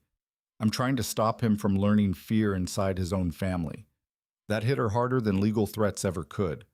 Vanessa's eyes dropped again. He's not afraid of me. No, Clifton said quietly. He's afraid of disappointing you. The words stayed between them heavily. Vanessa's throat moved slightly as she swallowed. He's been different lately, she admitted. Clifton said nothing, because now she needed to hear herself. He asks permission before saying simple things. He gets nervous if Brandon and I disagree. She paused. Last week he apologized for calling Brandon Sir instead of Dad. There it was, full shape now, not accidental pressure, conditioning. Vanessa looked shaken by her own confession. I didn't realize how weird that sounded until afterward. Clifton finally picked up his coffee. You were too busy trying to build a new life. Vanessa flinched slightly. Not from the accusation, from the accuracy. At 8:11 p.m., Clifton's phone buzzed. Rebecca Sloan. He answered immediately. What happened? Rebecca didn't waste time. We got emergency hearing confirmation. Tomorrow morning. Judge Vickers moved it up. Vanessa straightened instantly across the table. What? Rebecca continued through the phone. Harold's latest findings changed things. Clifton's attention sharpened. What findings? Pierce attempted preliminary contract discussions under Butler and Keene representation. Vanessa's face lost color. Rebecca's voice remained calm. That crosses legal thresholds outside family court now. Clifton looked at Vanessa while answering. We'll be there.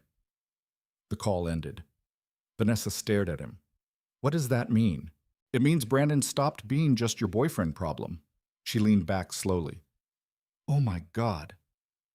Outside the hotel windows, rain intensified across downtown Columbus. Cars moved through reflected traffic lights like blurred streaks of red and white. Vanessa suddenly looked much smaller than usual sitting across from him. Not physically, socially. Like the world she trusted was disappearing underneath her shoes. Then quietly, he said, Your name opened doors. Clifton already knew that, but hearing Vanessa admit it changed something, because now she understood it too. Not love, not family. Utility. She had introduced Brandon Pierce into Mason's life, while he quietly measured the financial and social value of the Butler name. Vanessa covered her mouth briefly. I thought you were jealous. Clifton looked at her steadily. I was concerned. That's not the same thing. No. Silence again. Then Vanessa asked something unexpected. Why didn't you ever tell me how successful you were? Clifton answered without hesitation. Because every time money became part of the conversation, you changed. Vanessa stared at him quietly. No defense this time, no sarcasm, just exhaustion. Clifton continued. You stopped seeing effort. You started seeing appearances. A long pause followed. Then Vanessa whispered, Maybe I did. At 9:02 p.m., they walked separately toward the parking garage beneath the hotel.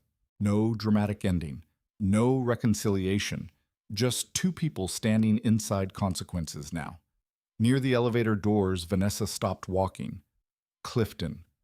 He turned slightly. Her voice almost disappeared beneath the sound of rain echoing through concrete levels. Did you ever hate me? Clifton thought carefully before answering, because truth mattered more than comfort now. No. Vanessa's eyes watered instantly, not from love, from realization. Hating her would have been simpler. Instead, Clifton simply saw her clearly now, and clarity left very little room for illusion. He walked toward his truck without another word. At 9:37 p.m., Clifton pulled into Briarwood Lane and noticed something unusual immediately. A black BMW sat parked outside Vanessa's house, not Brandon's rental Escalade. Different vehicle. Engine still warm. Lights off. Clifton slowed his truck without stopping completely. Then his phone buzzed again. Harold Gaines. You home? Almost. You need to hear this now. Clifton gripped the steering wheel tighter. What happened? Harold's voice lowered. Pierce just tried accessing a private vendor dinner tonight using Butler and Keene credentials again. Clifton looked toward the BMW parked near Vanessa's driveway, and he got denied at the door. Good. But Clifton... Harold paused. Security said he became aggressive when questioned. Rain hit the windshield harder now. Clifton watched the dark house carefully. What kind of aggressive? Another pause. Desperate kind. And suddenly, for the first time since this started, Clifton stopped seeing Brandon Pierce as merely manipulative. The emergency hearing began at 9:14 a.m. in courtroom 3B. Clifton Butler arrived alone this time. Same dark jacket, same steady posture, same quiet presence that never tried to fill space unnecessarily. But something had changed. This time Vanessa arrived first, and she was not sitting with Brandon. She sat alone near the front row, hands folded tightly in her lap, eyes fixed on the table in front of her like she was avoiding eye contact with her own decisions. Brandon Pierce entered 6 minutes later, but not through the main entrance. He came in from the side hallway. Late, disheveled, no confident stride, no curated expression. The Hamilton watch was still on his wrist, but now it looked less like a symbol and more like evidence that had not yet been removed. Rebecca Sloan leaned slightly toward Clifton. He's been served with the expanded civil inquiry. Clifton gave a small nod. That explained the shift. Brandon wasn't entering as a performer anymore. He was entering as a subject under observation. Judge Vickers called the session to order. Her tone was colder than before. Mr. Pierce, this court has received supplemental documentation since the last hearing. Brandon smiled weakly. I'm not sure what that refers to. Your Honor. Rebecca stood immediately. Your Honor, we submitted verified evidence of repeated identity misrepresentation and attempted commercial affiliation under the Butler and Keene name. She placed a new folder on the desk. Harold Gaines had labeled it cleanly, Pattern Expansion File. The judge opened it without hesitation. Inside, hotel security confirmations, contractor testimonials, printed business cards, email threads showing Brandon Butler negotiations, and 2 recorded statements from subcontractors who believed Brandon was affiliated with Clifton. The courtroom went quiet. Vanessa lifted her head slowly as the documents were read. Brandon's confidence began to fracture in small increments, not dramatic, not sudden, but visible, like stress cracks forming under weight. The judge looked up. Mr. Pierce, are you currently employed by Butler and Keene Industrial Systems? Brandon cleared his throat. No, Your Honor. I was exploring partnership opportunities. Rebecca immediately responded. You represented yourself as a family-linked executive. Brandon shook his head slightly. That was never official. Rebecca didn't blink, but it was repeated. Silence. Judge Vickers leaned back slightly. This court is beginning to see a pattern of deliberate ambiguity. Brandon's jaw tightened. Vanessa whispered something under her breath. Clifton didn't look at her, because now the system was doing what it always eventually does. It organizes confusion into structure. Judge Vickers turned a page slowly. There is also a matter of financial misrepresentation raised in preliminary filings. Rebecca stepped forward again. Your Honor, Mr. Pierce utilized shared marital funds from Mrs. Butler's account for expenses directly tied to identity-based networking activities. Vanessa flinched. That detail hit her differently than the rest, because this time she recognized loss. Not emotional, practical. Judge Vickers looked at Vanessa. Is this accurate? Vanessa hesitated. Then quietly, yes. The word felt smaller than the room. Brandon turned toward her sharply. Vanessa. She didn't meet his eyes. That moment mattered more than any legal argument in the room, because systems don't need confession. They need alignment. Judge Vickers placed the documents down carefully. I am issuing a temporary restraining order regarding the use of the Butler name in all commercial or institutional contexts pending full investigation. Brandon's face tightened. You can't do that. The judge's voice sharpened. I can, and I am. Silence dropped heavily. Rebecca didn't smile. Clifton didn't react, because neither of them needed victory for confirmation anymore. At 10:32 a.m., the court took a short recess. Clifton stepped outside the courtroom into the hallway where fluorescent lights hummed quietly above polished floors. Vanessa followed him. Not Brandon, just Vanessa. For the first time in weeks, she didn't look rehearsed. She looked uncertain. Clifton, she said quietly. He stopped but didn't turn fully. I didn't know it was this deep, she admitted. Clifton said nothing. That he was using everything like this. I thought it was just social exaggeration. Clifton finally turned slightly. That's how it starts. Vanessa looked down at her hands. I feel stupid, Clifton answered honestly. No. She looked up. Then what do I feel? Clifton paused. Late. That answer landed without cruelty, just fact. Vanessa swallowed hard. I didn't want Mason to grow up around someone like you. Clifton didn't react emotionally. He simply said, but he is. Silence again. Then Vanessa whispered something almost inaudible. He stopped calling me first sometimes. Clifton understood immediately. Not distance. Withdrawal. Vanessa's voice cracked slightly. I thought it was a phase. Clifton looked at her carefully. Children don't create emotional distance from stability on their own. That sentence stayed between them. Heavy. Undeniable. At 10:47 a.m., the court reconvened. Harold Gaines arrived late, slipping into the back row with a thick manila folder. He gave Clifton a small nod. New information. Always. Judge Vickers resumed. Mr. Pierce, do you wish to make a statement before further action is taken? Brandon stood slowly. The confidence he once carried was still visible, but now it looked rehearsed. I never intended harm, he began. Rebecca immediately objected. Intent is not the only standard. The judge raised a hand. Continue, but carefully. Brandon exhaled slowly. I was trying to build something stable with Vanessa. With Mason, I used what I thought was available socially. Clifton watched him closely. That was the first honest sentence he had spoken. And even then, it wasn't apology. It was justification. Brandon continued. I never claimed to be Clifton Butler in any legal capacity. Rebecca immediately responded. But you did claim it in professional and educational contexts. Silence. Brandon hesitated, then nodded slightly. Yes, that was the line. The court stopped for a moment. Not emotionally, procedurally. Judge Vickers closed the file. Mr. Pierce, you will cease all representation or implication of association with Mr. Butler or Butler and Keene Industrial Systems immediately. Brandon nodded again. But something in his posture had changed. Not acceptance. Containment. Like someone realizing he had lost one system but still searching for another. At 11:18 a.m., custody adjustments were addressed. Rebecca stood. Given the documented emotional confusion affecting the minor, we are requesting structured visitation modifications and mandatory child counseling. Vanessa looked up sharply. Mason doesn't need therapy. Rebecca didn't react. He needs clarity. The judge agreed. Approved. Clifton finally spoke for the first time in hours. I don't want him afraid of either household.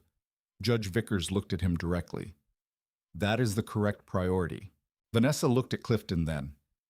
For the first time, there was no argument behind her eyes, only realization.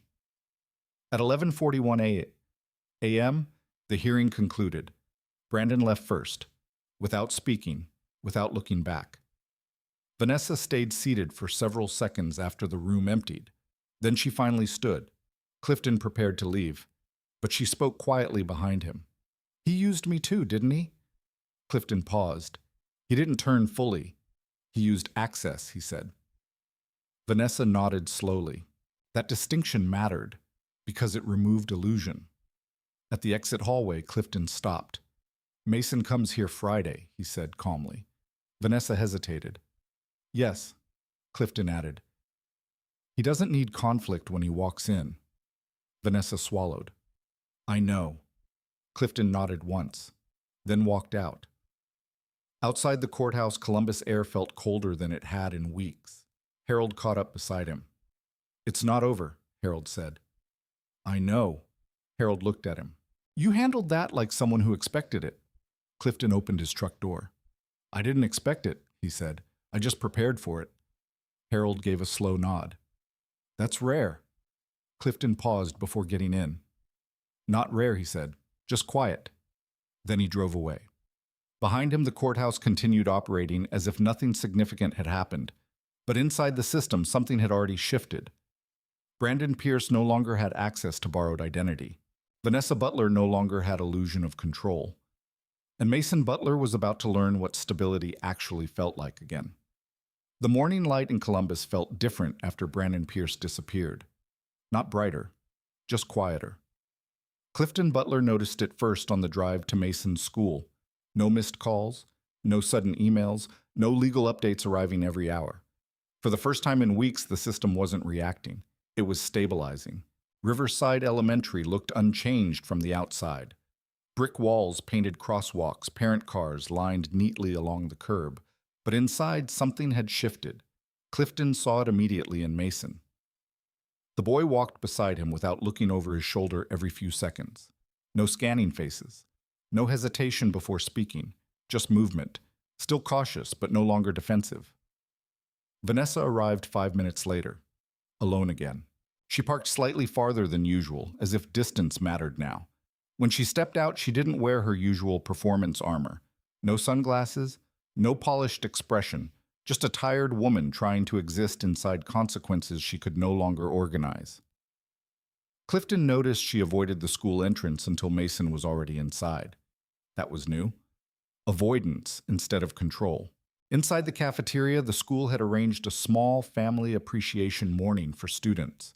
Paper banners hung from ceiling beams. Coffee urns sat on folding tables. Parents mingled awkwardly, pretending normalcy.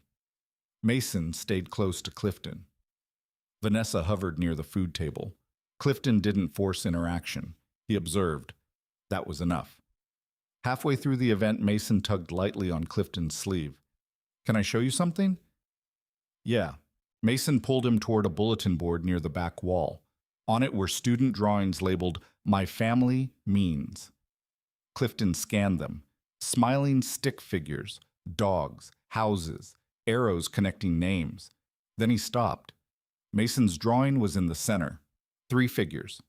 Clifton, Vanessa, Mason. But something had been erased. There was a faint outline where a 4th figure had once been drawn. The outline was smudged, carefully removed. Not by a child. Clifton didn't speak immediately. Mason noticed his expression. Teacher said we should only include people who live with us right now, Mason explained quietly. Clifton nodded slowly. Did you draw someone else first? Mason hesitated, then nodded. Brandon. Clifton looked at the erased outline again. No anger surfaced, only confirmation. Systems correcting themselves after interference. Vanessa appeared behind them quietly. She had been listening. I didn't know they told him that, she said softly. Clifton didn't respond immediately, because that wasn't the real issue. The issue was that Mason had drawn Brandon at all. Vanessa continued. I told the school to avoid confusion. Clifton finally looked at her. That's not how confusion gets removed, he said quietly. That's how it gets redirected. Vanessa lowered her eyes. She understood that now. Too late to prevent it, not too late to repair it. At 11:42 a.m., Mason returned to his classroom. Clifton stayed in the hallway longer than usual. Vanessa stood beside him. Neither spoke for almost a minute. Then she said quietly, "He's not coming back, is he?" Clifton understood the question. Not emotional, structural. He answered honestly, "No." Vanessa nodded once, as if she had already known. "I kept waiting for him to explain things," she admitted. Clifton looked at her. "He doesn't explain. He adapts." That sentence landed fully this time. Vanessa exhaled slowly. "I think I was embarrassed to admit I didn't see it." Clifton didn't respond, because admitting blindness didn't undo consequences, but it did change direction. Later that afternoon, Clifton met Rebecca Sloan and Harold Gaines at Butler and Keene's conference room. The atmosphere was different now, less urgency, more closure. Rebecca placed a finalized report on the table.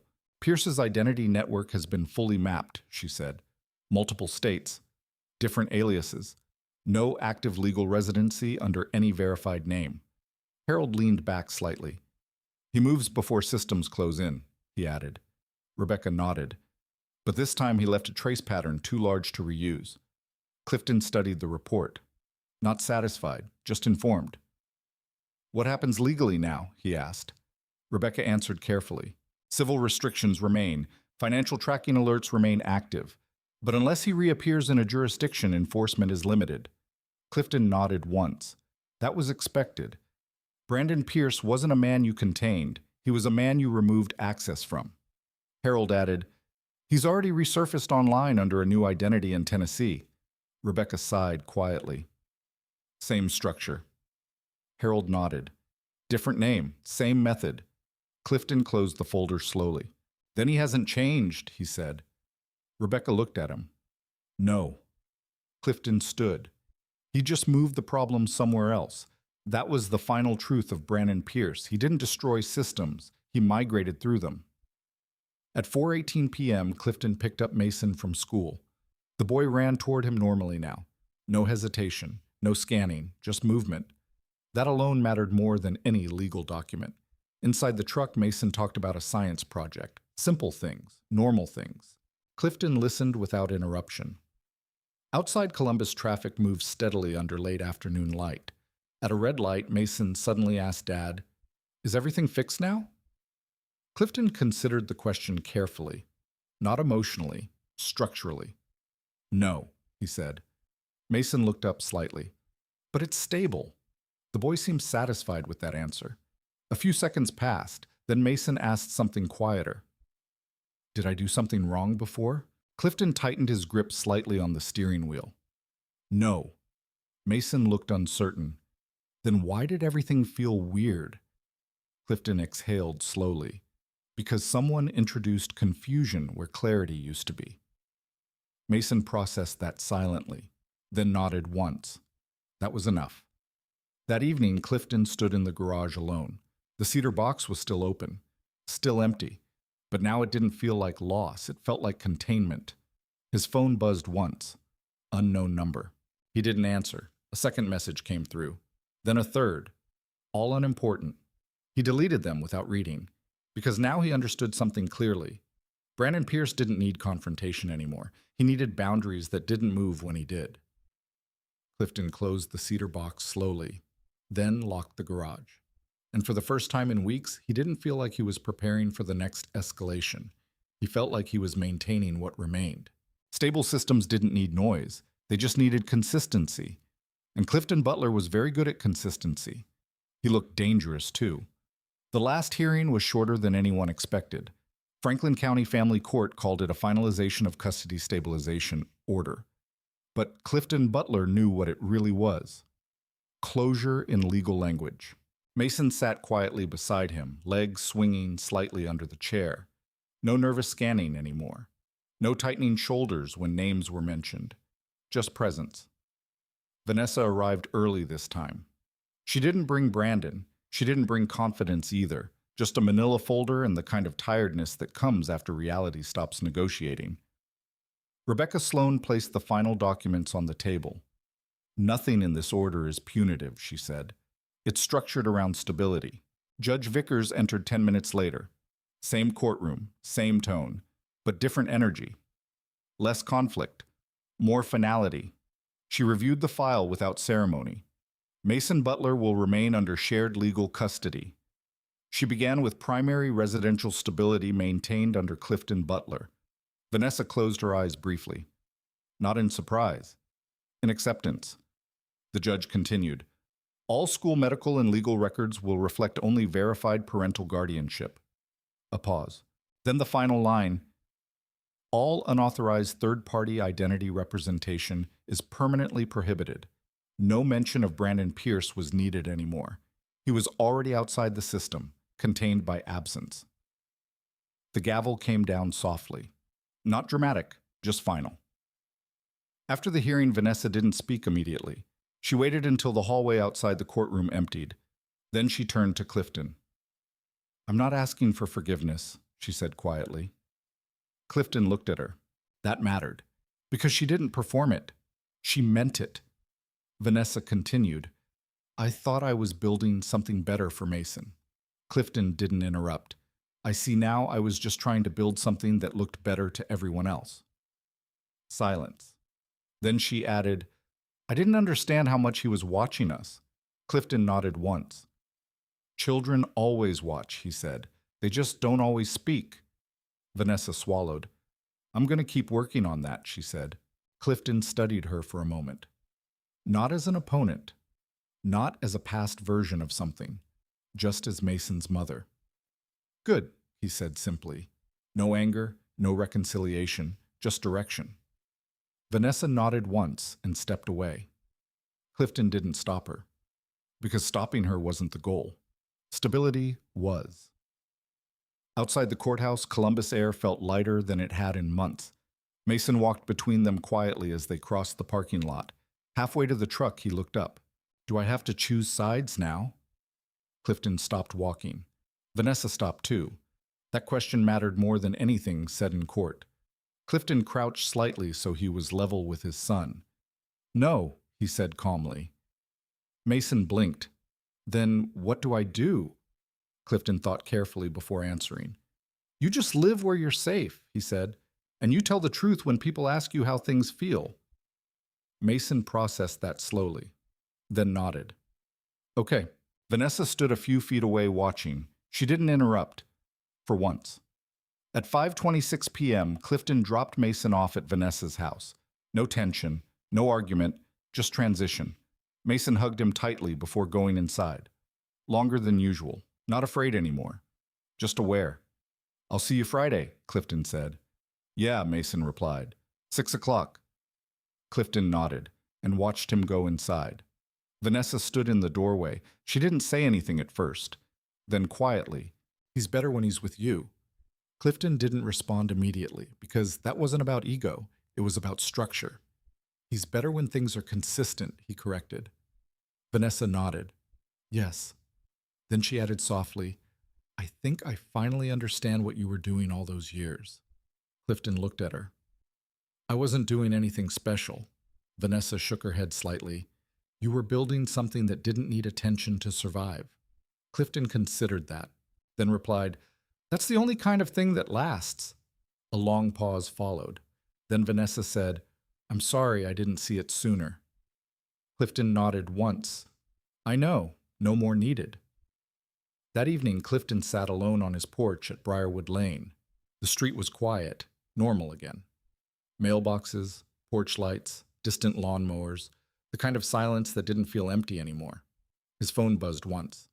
Harold Gaines. "Final update," Harold said. "Pierce has fully disappeared from all tracked systems again. New identity likely already in circulation." Clifton looked out at the street. "No surprise," he said. Harold hesitated. "You're not worried he'll come back into your orbit?" Clifton thought about that carefully. "No," he said. "He can't access what he used anymore." Harold understood immediately.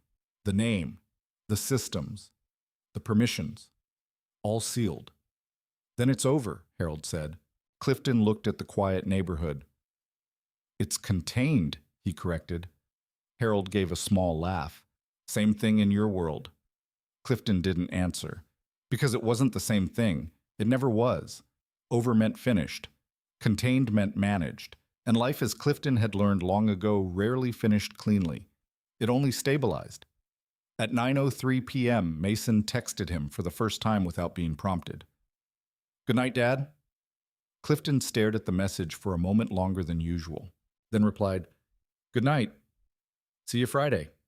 He set the phone down, and for the first time since this began, there was no tension waiting behind the silence, just continuity. Inside Briarwood Lane, lights flickered on one by one as families settled into evening routines. And somewhere in another city, another identity was already being prepared by someone who believed names were interchangeable. But here in this small house on a quiet street, one thing remained unchanged. Clifton Butler was still exactly who he said he was, and that more than anything else was what made him impossible to replace.